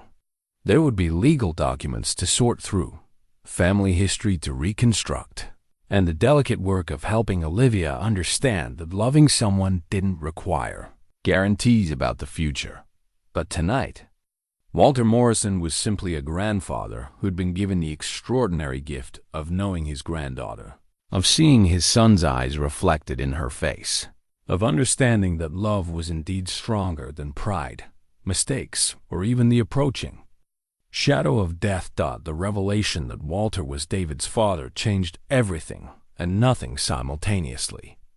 In the 2 weeks following his hospitalization, the practical aspects of their relationship shifted dramatically. Legal documents were updated, medical power of attorney was transferred, and Olivia's school records were amended to include emergency contact information for her newly discovered grandfather. But the emotional landscape remained surprisingly stable, as if their hearts had recognized the family connection long before their minds caught up. Walter had been released from the hospital with a revised prognosis and a treatment plan that offered more hope than his original diagnosis. The experimental therapy Cassandra had researched was available through a clinical trial at Northwestern Memorial, and Walter's oncologist was cautiously optimistic about his chances of qualifying. But the process would be grueling weeks of tests, evaluations, and treatments that would drain his already limited energy reserves. I need you to understand what we're asking of him, Dr. Elizabeth Warren explained during a consultation that felt more like a military briefing. The treatment protocol is aggressive. For someone Walter's age, with his current condition, The side effects could be as debilitating as the cancer itself. Quality of life becomes a real consideration. Cassandra absorbed this information while Walter sat beside her, looking smaller and more fragile than she'd ever seen him. The man who had transformed their lives with white roses and gentle wisdom now faced a decision that would determine whether those transformations would have time to fully bloom. "What are my alternatives?" Walter asked, his voice steady despite the magnitude of the choice before him. "Palliative care. Comfort measures. We can manage your symptoms and make your remaining time as pleasant as possible. You might have 4 to 6 months of relatively good days. And with the experimental treatment?" Dr. Warren consulted her charts with the careful precision of someone delivering life-altering information. "If it works, and that's a significant if, we could potentially extend your life by years. But if it doesn't work, or if your body can't tolerate the treatment, you might have weeks instead of months." The silence in the consultation room stretched like a bridge between possible futures. Cassandra found herself holding her breath, afraid that any sound might tip Walter toward the conservative choice, the path of least resistance that would preserve what time remained rather than gambling it for the possibility of more. But it was Olivia who broke the silence, her 7-year-old logic cutting through the complex medical terminology with startling clarity. "Grandpa Walter," she said, looking up from the coloring book she'd been working on while the adults talked over her head. "Remember what you taught me about the bean plants?" Walter smiled, despite the gravity of the moment. "What about the bean plants, little angel?" "You said some seeds need to be planted deep and watered a lot before they can grow big and strong. And some of them don't make it, but the ones that do become really beautiful. Isn't this kind of like that?" Walter's eyes filled with tears as he looked at his granddaughter, this remarkable child who somehow understood metaphors better than most adults understood reality. "Yes, sweetheart, it's exactly like that." "Then I think you should plant yourself deep and let the doctors water you, even if it's scary. Because I want you to grow big and strong so you can see my roses bloom." Dr. Warren glanced between Walter and Olivia with the expression of someone witnessing something beyond her medical training. "Is this your granddaughter?" "She is," Walter said, his voice thick with pride and love. "And she's just given me the best medical advice I've heard yet." The decision, once framed in terms of Olivia's metaphor, became clear. Walter would enter the clinical trial, would endure whatever treatments offered the possibility of more time with the family he'd found so late in life.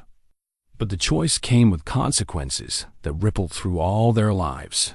The treatment schedule was demanding 3 days a week at the hospital, with side effects that would likely leave Walter exhausted and sick for days afterward.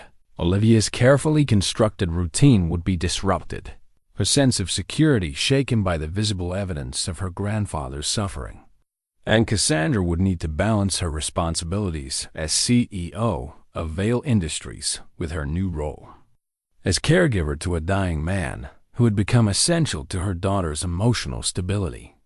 "We'll manage it together," Cassandra told Walter as they left the hospital with a stack of treatment schedules and medication lists. "Whatever it takes, however long it takes, we're family now. We don't abandon family." But Walter's expression was troubled as they walked to the car. "Cassandra, I need to ask something of you, and it's going to be difficult."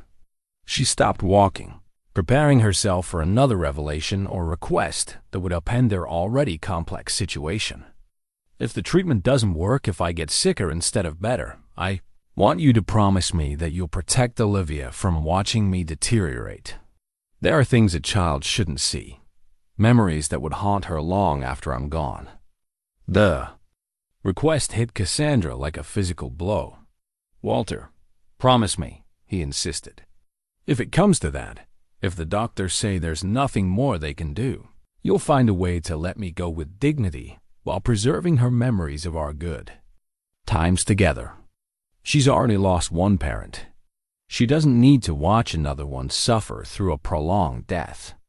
Cassandra wanted to protest, to insist that they would cross that bridge when they came to it.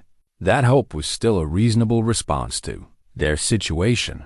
But looking at Walter's face, seeing the love and fear and desperate protectiveness there, she realized he was asking her to be the kind of mother she'd never had to be before. The kind who made impossible choices to shield her child from unnecessary pain. "I promise," she whispered, the words feeling like stones in her throat. Over the following weeks, as Walter began his treatment regimen, their household adapted to a new rhythm dictated by medical appointments and recovery periods. On good days, Walter would spend hours in the garden with Olivia, teaching her about soil composition and seasonal planting, while she chattered about her expanding vocabulary and growing confidence at school.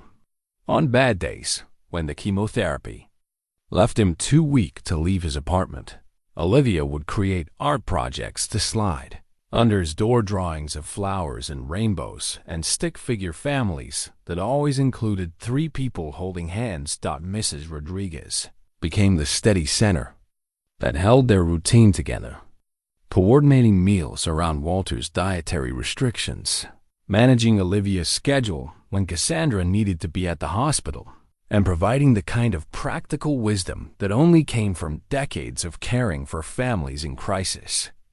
"Children are stronger than we think," she told Cassandra one evening as they watched Olivia reading to Walter from her favorite book while he dozed in his recliner.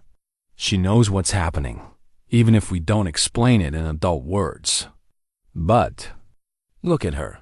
She's not broken by it. She's learning that love means showing up even when things are hard." Cassandra had to admit that Mrs. Rodriguez was right. Despite the uncertainty surrounding Walter's health, despite the visible effects of his treatment, Olivia was thriving in ways that seemed almost miraculous. Her vocabulary had expanded to include medical terms she picked up from hospital visits. She'd become fiercely protective of Walter's rest time, shushing adults who spoke too loudly in his presence and creating quiet zones in the apartment where he could nap without interruption. Most remarkably, she'd become Walter's advocate with the medical staff, asking pointed questions about side effects and treatment schedules with the seriousness of a much older child. During one particularly difficult appointment, when Walter was too nauseated to speak for himself, Olivia had taken the doctor's hand and explained that her grandfather needed stronger medicine for his stomach because he couldn't eat the soup Mrs. Rodriguez made specially for him. "She's becoming quite the little nurse," Dr. Warren observed after that appointment. "Some children respond to family illness by withdrawing or acting out. Your granddaughter is choosing engagement and advocacy.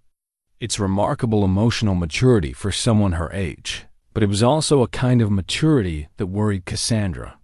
7-year-olds should be learning multiplication tables and playground politics, not medical terminology and the art of caring for sick relatives." The weight of adult responsibility was settling on Olivia's small shoulders, and Cassandra couldn't decide whether to admire her daughter's resilience or mourn the childhood that was being compressed by circumstances beyond anyone's control.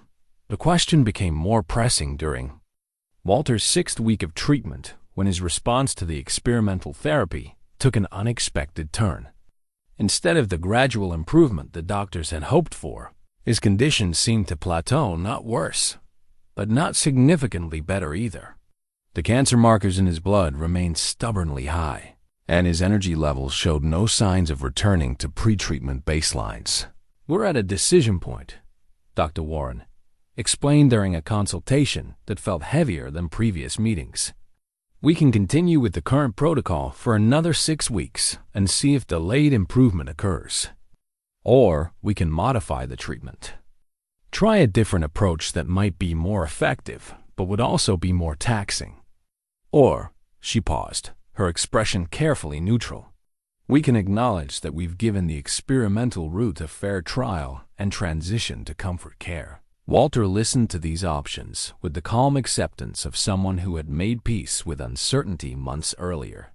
But Cassandra felt panic rising in her chest, not just at the prospect of losing him, but at the thought of explaining another medical failure to Olivia, of watching her daughter's faith in doctors and treatments and the possibility of good outcomes crumble under the weight of adult disappointment.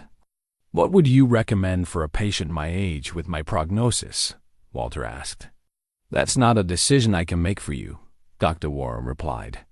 "But I will say this, the modified treatment I mentioned would be significantly more aggressive.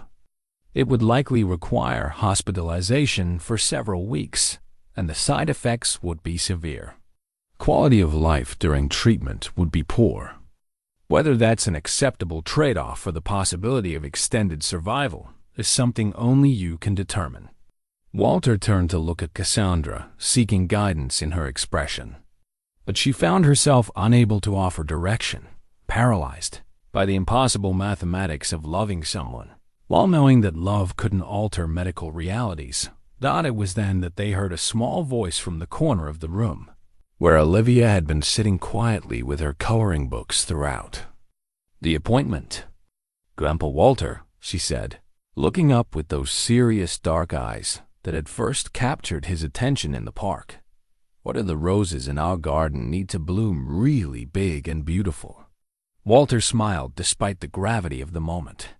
"They need deep roots, good soil, plenty of water, and time to grow slowly and strong. And what happens if you try to make them grow too fast? They get weak and sick, and sometimes they die before they have a chance to bloom properly." Olivia nodded with satisfaction, as if Walter had just confirmed something she'd suspected all along. "So maybe you don't need to try to grow too fast either. Maybe you just need to grow as much as you can, for as long as you can, and trust that whatever blooming happens will be beautiful." In the silence that followed, Cassandra realized that her 7-year-old daughter had just articulated what all the medical consultations and treatment protocols had obscured: that healing wasn't always about cure, that success couldn't always be measured in years added to life, and that sometimes the most loving choice was to accept grace in whatever form it arrived. Walter reached for Olivia's hand, his eyes bright with tears and something that might have been relief. "You're absolutely right, little angel. Sometimes the most beautiful blooms come from plants that know their season is short." Dr. Warren looked between them with the expression of someone witnessing a family find its way to wisdom without medical intervention.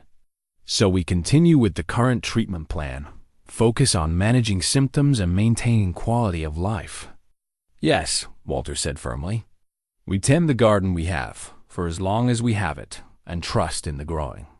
As they left the hospital that day, Cassandra felt a strange mix of sadness and peace.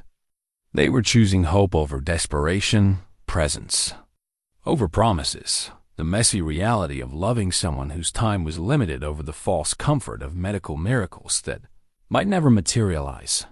But most importantly, they were choosing to face whatever came next as a family imperfect, recently assembled, held together by roses and honesty, and the kind of love that didn't require guarantees about the future to flourish in the present. That evening, as they sat in the garden watching Olivia water the seedlings that had grown tall and strong under Walter's guidance, Cassandra realized that the most profound healing had already occurred. Not the kind that showed up in blood tests or tumor markers, but the kind that transformed 3 broken people into a family, that turned a homeless man's final months into a grandfather's greatest gift, and that taught a little girl that love was always worth the risk of loss. The roses they'd planted together were beginning to show their first buds, tiny green promises of the blooms to come. Whether Walter would live to see them open remained unknown. But the love that had planted them, the care that had tended them, and the hope that had nurtured them would bloom regardless, continuing to grow long after the gardener's hands were still. 3 months into Walter's treatment, on a Thursday morning that began like any other, everything changed. Olivia was in the garden checking on the roses they'd planted together, now showing their first delicate blooms, white petals unfurling like promises kept. When she heard the sound that would haunt her dreams for weeks afterward, thought it was Walter's voice, calling for help with a desperation she'd never heard from him before. She found him collapsed beside the tomato plants, his face gray and his breathing shallow. The watering can lay overturned beside him, creating a dark stain in the soil that looked too much like the shape of tears. "Grandpa Walter." Olivia dropped to her knees beside him, her small hands fluttering over his chest, as she'd seen the doctors do during hospital visits. "What's wrong? What hurts?" Walter tried to speak, but only managed a whispered word that sounded like "sorry," before his eyes rolled back and his body went limp. Olivia's screams brought Mrs. Rodriguez running from the kitchen, followed quickly by Marcus, who had been reviewing security protocols in his office. While Mrs. Rodriguez called 911, Marcus checked Walter's pulse and breathing, his military training taking over as he began CPR compressions. "Is he going to die?" Olivia asked, her voice small and terrified as she watched Marcus work over Walter's still form. "Is he going to leave like Daddy did?" "Not if we can help it, Mia," Mrs. Rodriguez said, pulling Olivia away from the scene, while maintaining her own composure through sheer force of will. "The doctors will take good care of him." But privately, Mrs. Rodriguez had seen enough medical emergencies in her 63 years to recognize the signs of a body reaching its limits. Walter's skin had the waxy pallor of organ failure, and his breathing, when Marcus managed to restore it, was labored and irregular. At Vale Industries, Cassandra was in the middle of a board meeting when Marcus's call came through. She excused herself to take it, expecting routine updates about security schedules or household logistics. "Mrs. Vale," Marcus's voice was tight with controlled urgency. "Walter's been taken to Chicago General. You need to come immediately." Olivia saw it happen. "She's asking for you." The drive to the hospital felt endless.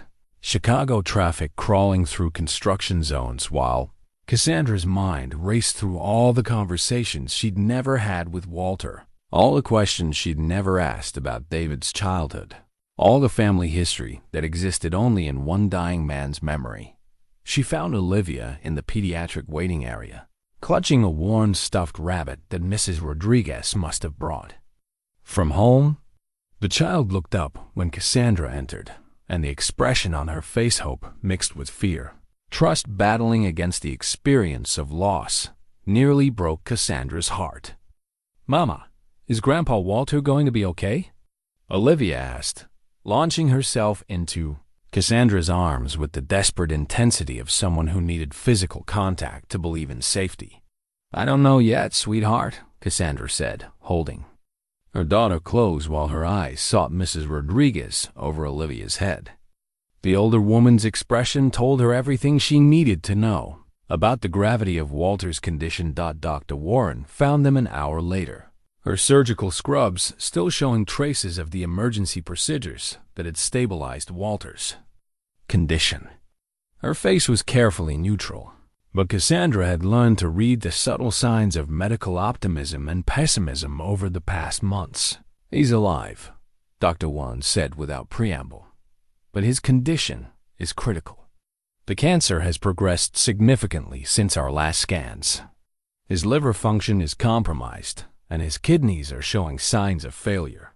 We've stabilized him for now, but—" She glanced at Olivia, clearly weighing how much medical reality was appropriate to share in front of a child.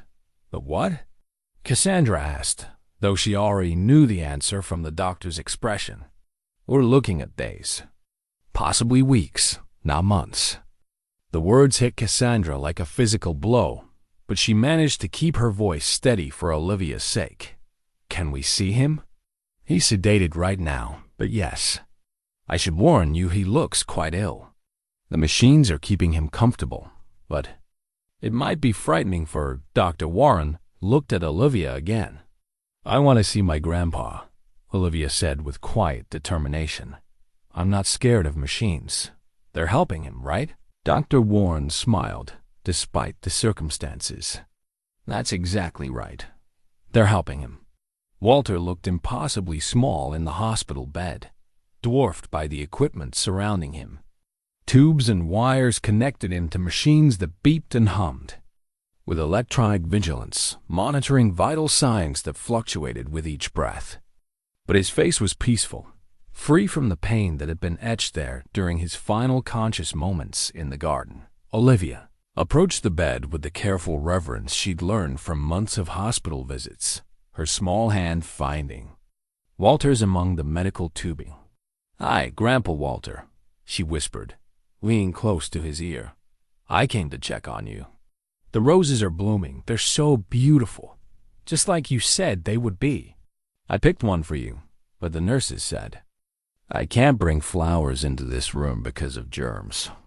But I'll describe it to you, okay?" And she did, in the kind of elaborate detail that only children could muster, describing not just the color and shape of the petals, but the way the morning light made them glow, the sweet scent that reminded her of their first meeting in the park, the bee that had visited just before she'd cut the stem. Walter didn't respond, but his breathing seemed to steady as Olivia talked, as if some part of him was listening despite the sedation. "The doctors say you're very sick," Olivia continued, her voice matter-of-fact in the way children could be when addressing difficult truths. "But I want you to know that even if you have to go to heaven like Daddy did, I'll take really good care of our garden. And I'll remember everything you taught me about growing things and being kind to people, and how love doesn't need promises." About tomorrow, Cassandra felt tears streaming down her face as she listened to her daughter. This remarkable child who had somehow learned to face loss with grace rather than bitterness, who understood that loving someone meant accepting both the gift and the inevitable goodbye. "And Grandpa Walter?" Olivia leaned even closer, her lips almost touching his ear. "Thank you for finding us. Thank you for the roses and the garden, and for helping me remember how to use my voice. You're the best grandpa in the whole world, and I love you so much." 3 months into Walter's treatment, on a Thursday morning that began like any other, everything changed. Olivia was in the garden checking on the roses they'd planted together, now showing their first delicate blooms, white petals unfurling. Like promises kept, when she heard the sound that would haunt her dreams for weeks afterward, thought it was Walter's voice, calling for help with a desperation she'd never heard from him before. She found him collapsed beside the tomato plants, his face gray and his breathing shallow.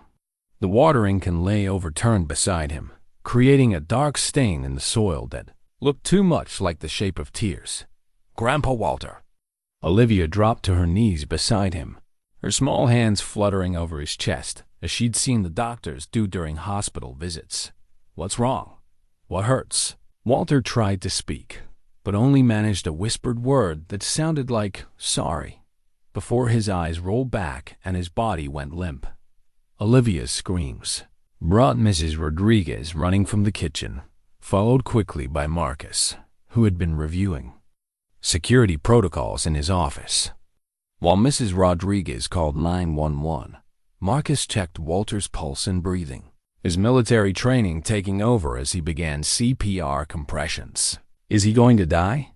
Olivia asked, her voice small and terrified as she watched Marcus work over Walter's still form.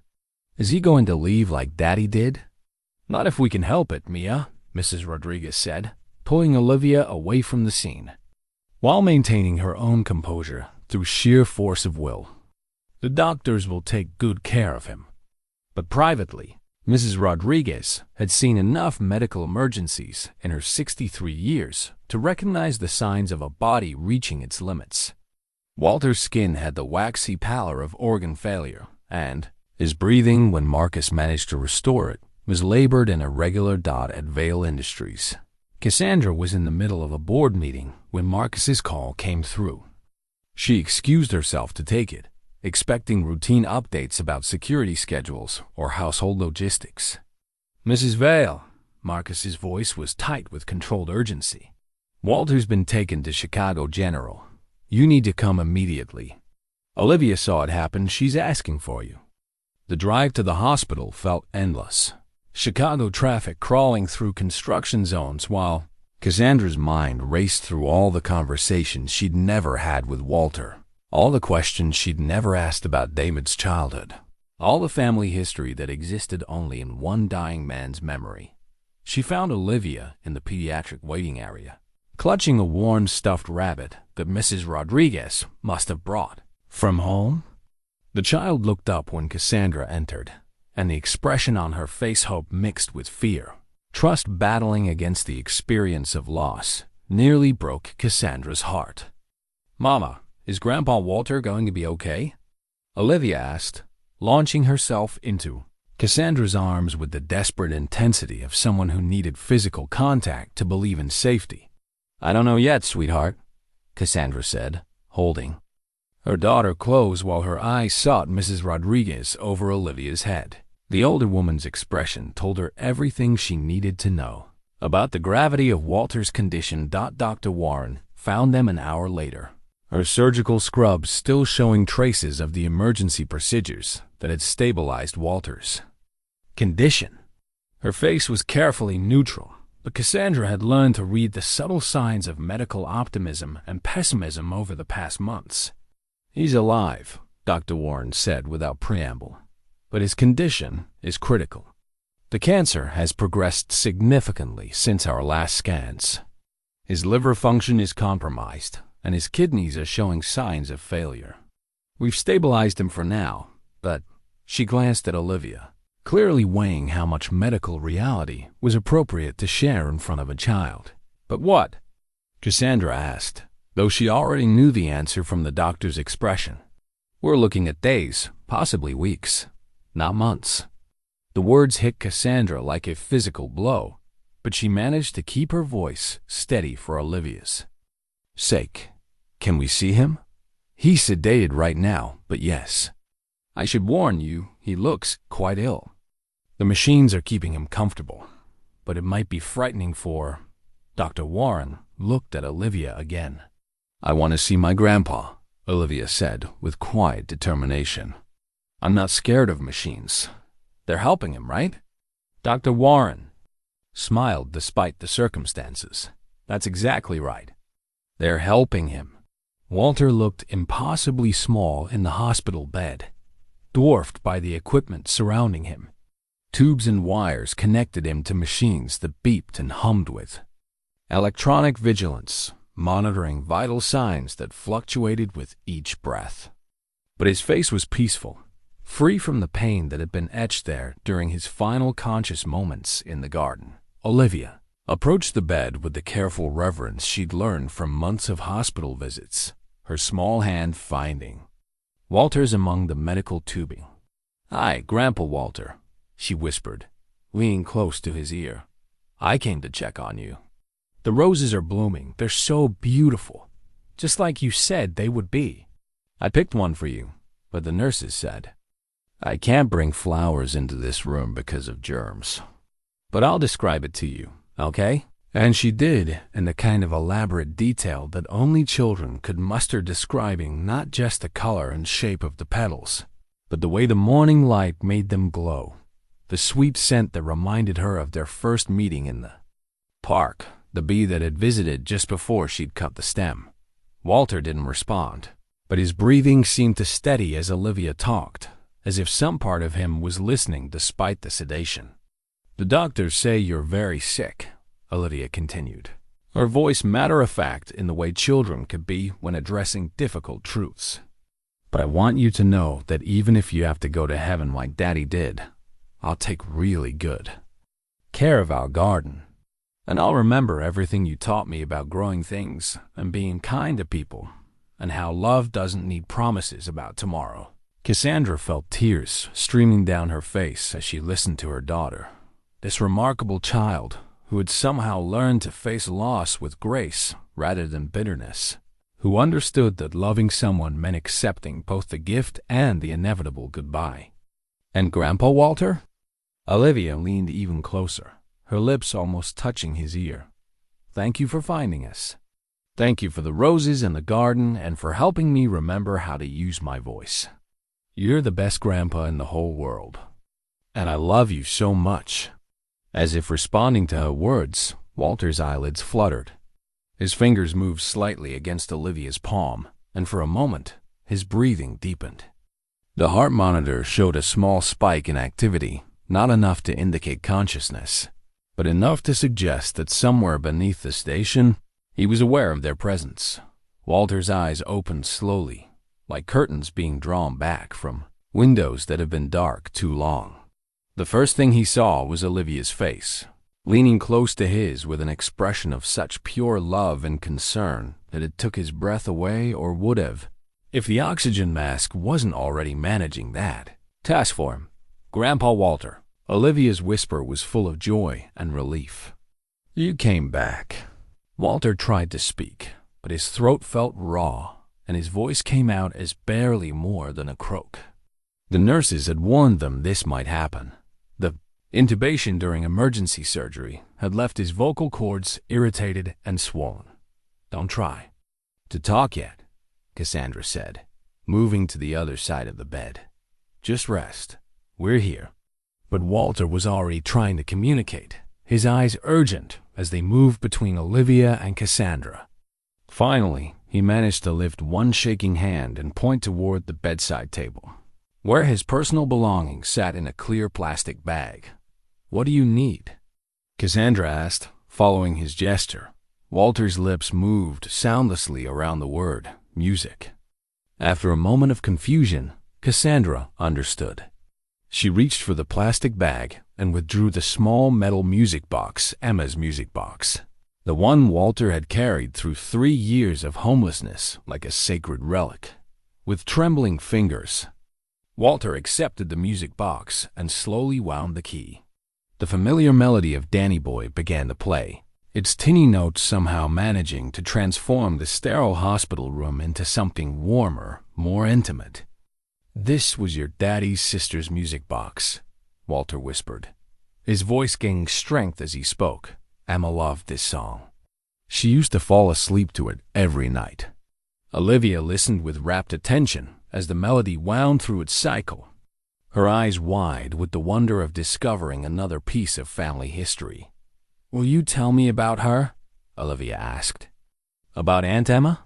Walter's smile was soft with memory and grief. She was exactly your age when she died. 7 years old.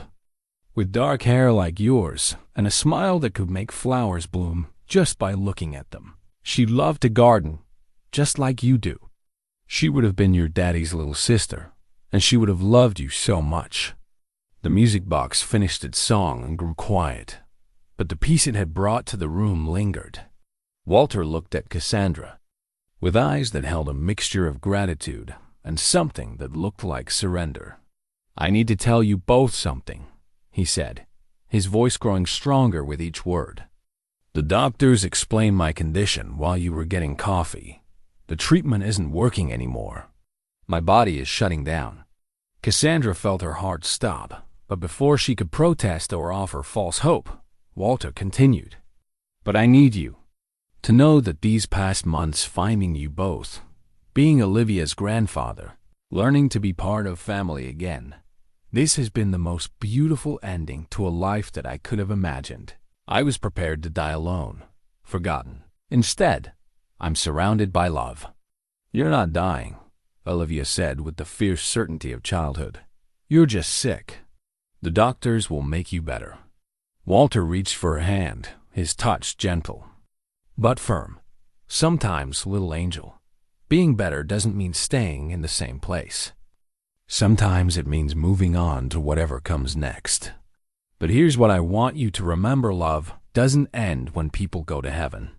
The love I have for you and Mama will keep growing even after I can't be here to tend the garden with you. Olivia's eyes filled with tears, but she didn't look away from Walter's face. Will you watch me from heaven? Will you see our roses bloom? I'll see everything, sweetheart. Every rose, every new seed you plant, every time you help someone who needs kindness. I'll see it all. And I'll be so proud of the beautiful young woman you're going to become. Dr. Warren appeared in the doorway, her expression gentle but professional. I'm sorry to interrupt, but we need to discuss comfort measures and She paused, reading the emotional climate of the room. Perhaps we could speak privately? No, Walter said firmly. Whatever needs to be said, it can be said in front of my family. We've chosen honesty over false comfort. It's served us well so far. Dr. Warren nodded with respect. We can make you comfortable here for as long as you need. Pain management. Symptom control. You won't suffer. I promise you that. How long? Cassandra asked, though her voice broke on the question. Days, not weeks. I'm sorry. The weight of this news settled over them like snow-heavy, transformative, covering familiar landscapes with something entirely new. But instead of despair, Cassandra felt a strange sense of completion, as if this moment had been written into their story from the very beginning. Then we make these days count, she said, surprising herself with the strength in her voice. We make them beautiful. And they did. Over the next 72 hours, Walter's hospital room became an unlikely sanctuary of love and memory-making. Mrs. Rodriguez brought food from home, filling the sterile space with the aromas of comfort and care. Marcus stood quiet guard, ensuring their privacy while managing the practical details that grief often overlooked. Tommy Nguyen came to visit, bringing news from the streets and the homeless community that had become Walter's family during his darkest years. Other veterans from the shelter came too, men who understood the particular courage it took to face death with dignity after surviving wars that had tried to kill them decades earlier. But it was Olivia who transformed those final days from tragedy into something approaching grace. She brought her art supplies and covered Walter's bedside table with drawings of their garden, pictures of roses and tomatoes and the family of 3 that had grown from the most unlikely soil.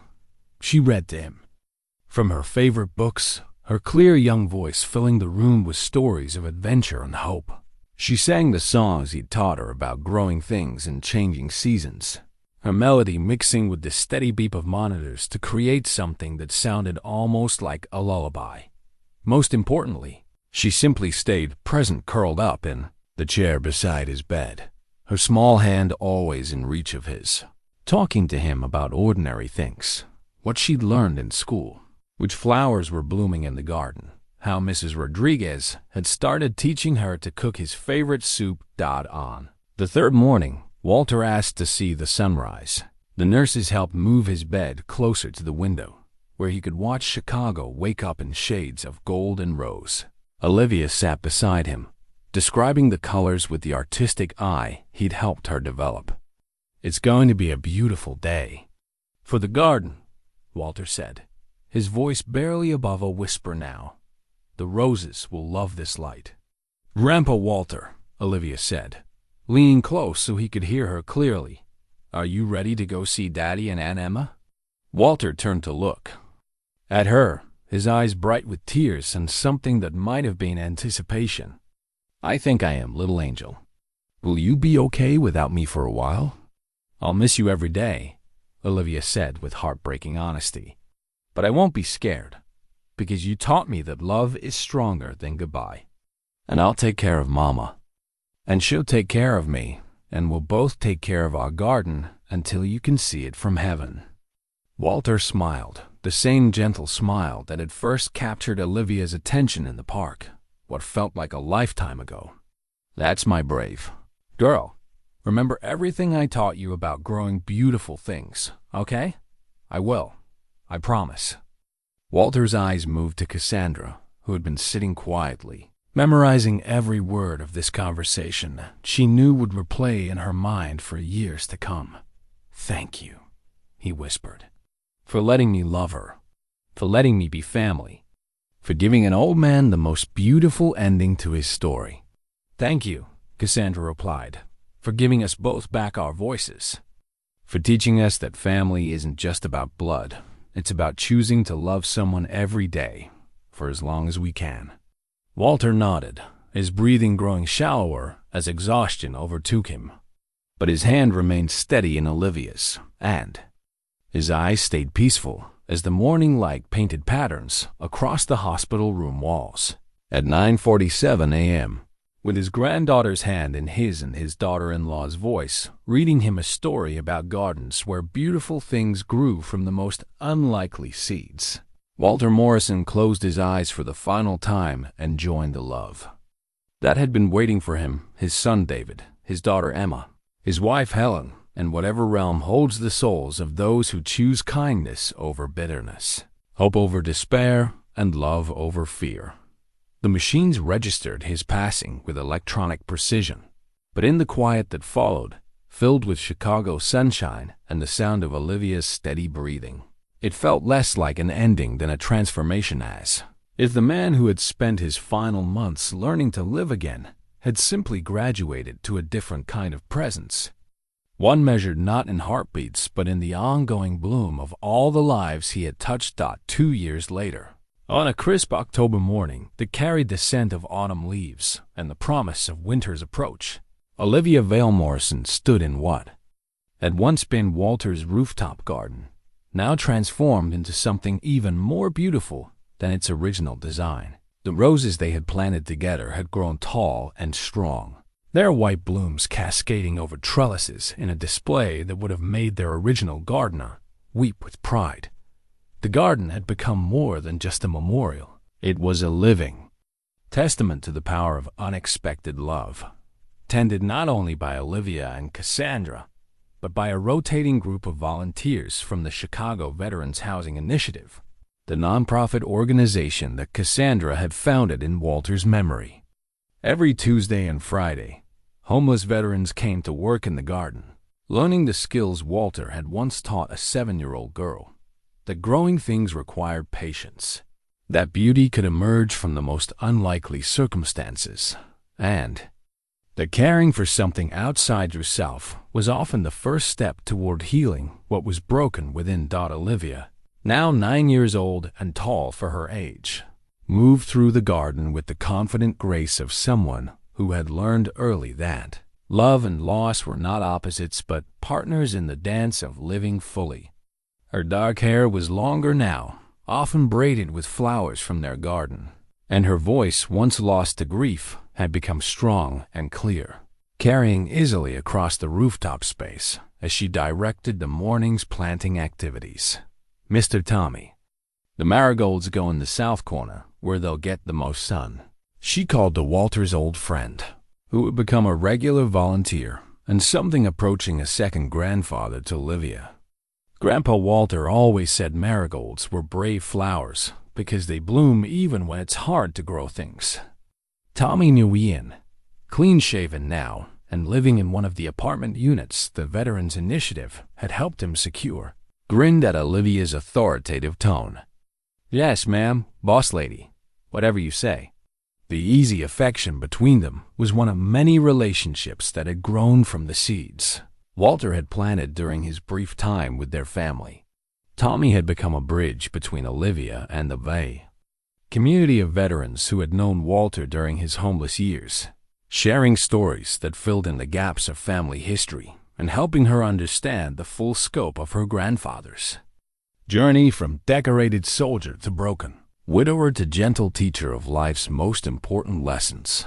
Cassandra watched these interactions from her seat at the small table where she'd been reviewing applications for the initiative's newest program, a mentorship project that paired homeless veterans with local children who had experienced loss.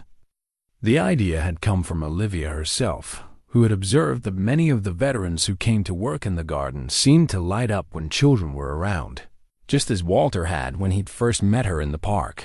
Some people need to help someone.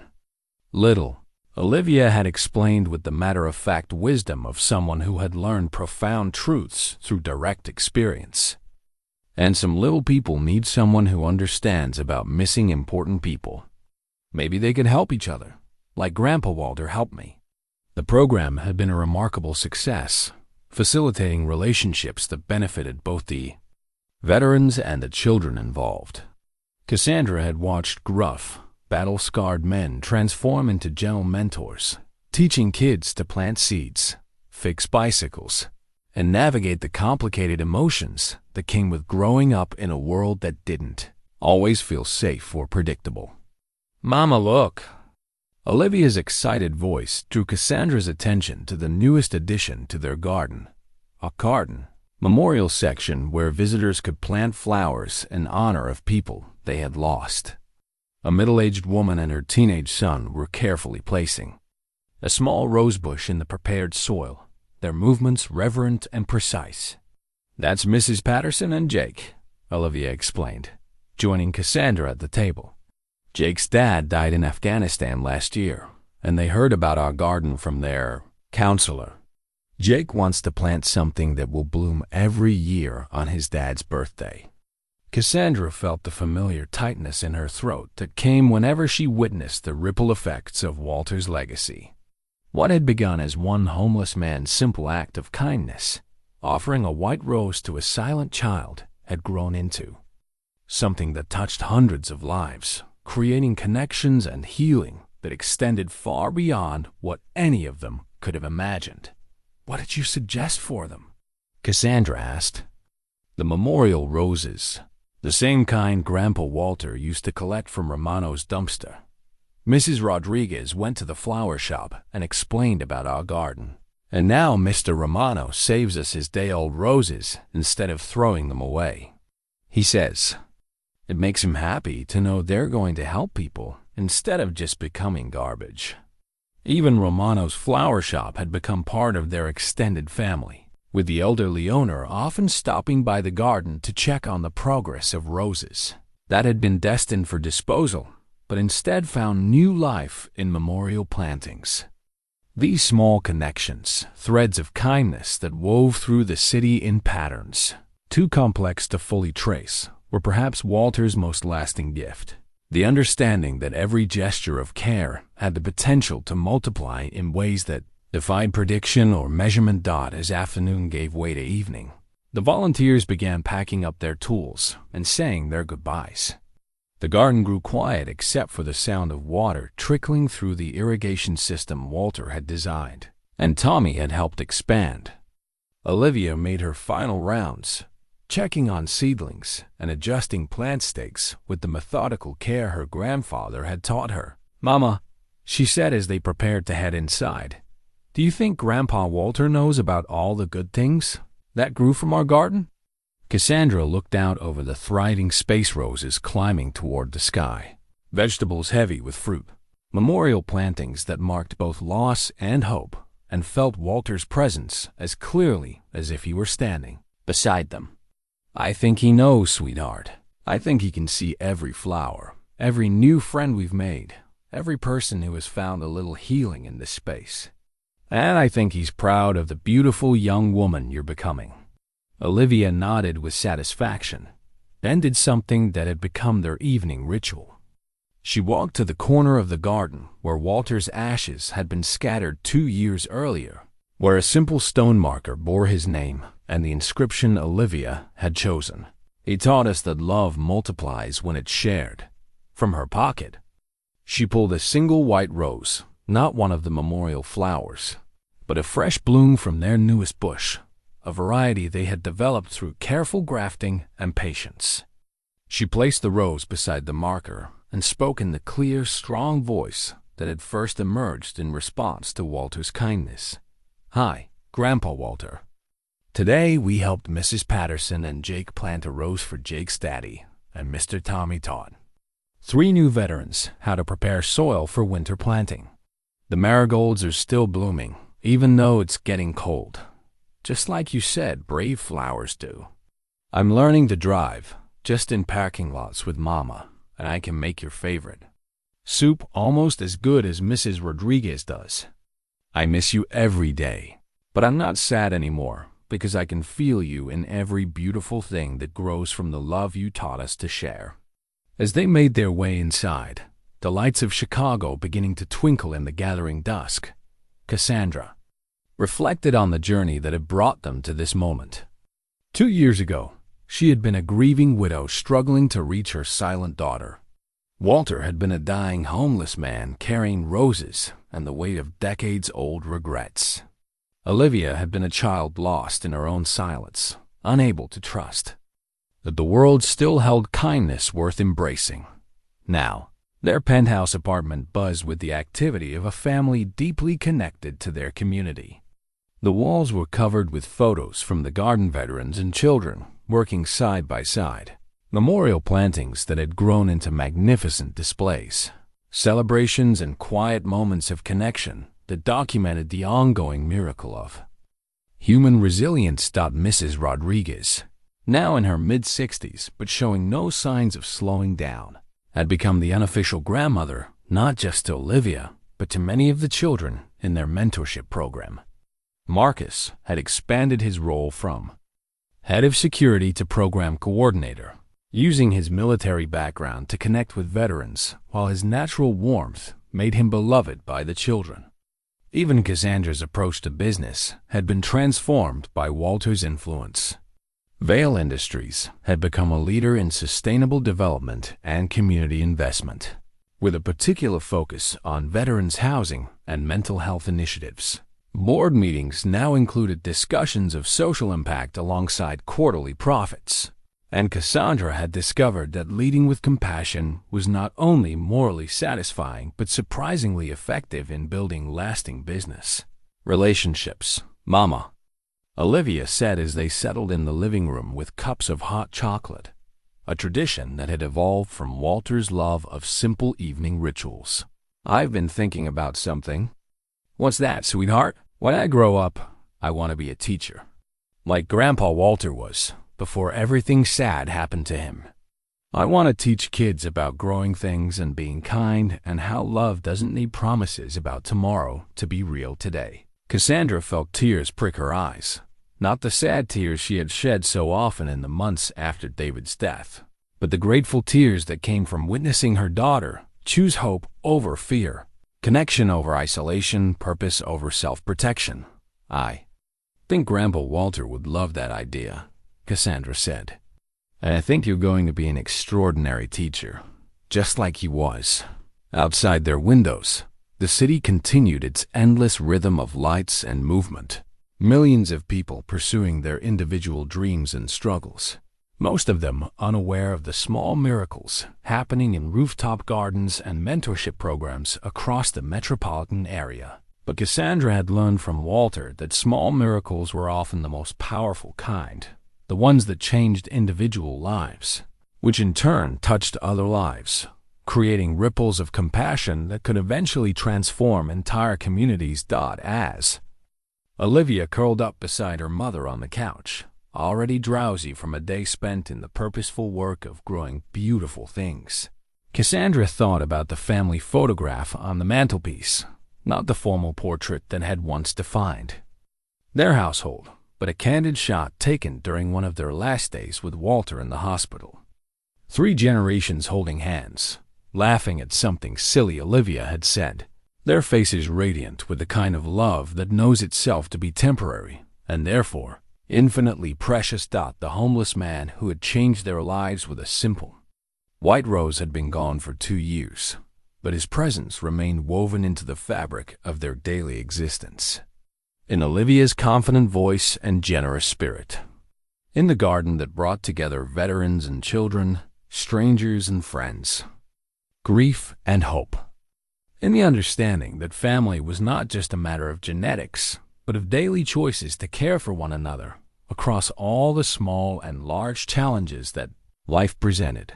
Walter Morrison had taught them that every day above ground was a gift, worth celebrating, that love multiplied when it was shared rather than hoarded, and that the most beautiful things often grew from the most unlikely soil. As Chicago settled into sleep around them and Olivia's breathing deepened into dreams, Cassandra knew with absolute certainty that these lessons would continue blooming in their lives for years to come, a legacy more valuable than any inheritance, more enduring than any monument, more beautiful than any garden they could ever plant. The white roses Walter had salvaged from Romano's dumpster had been destined for disposal, considered worthless by conventional standards. Instead, they had become the seeds of transformation, proof that beauty and purpose could be found in the most discarded places. That love could take root anywhere someone was willing to tend it with patience and care. And in the gentle rise and fall of her daughter's breathing. In the satisfaction of another day spent helping others grow beautiful things. In the quiet joy of a life lived in service to connections that transcended individual survival. Cassandra understood that she and Olivia had become Walter's greatest. Flowering not the roses they planted in his memory, but the love they shared in his honor, continuing to bloom long after the gardener's hands were stilled.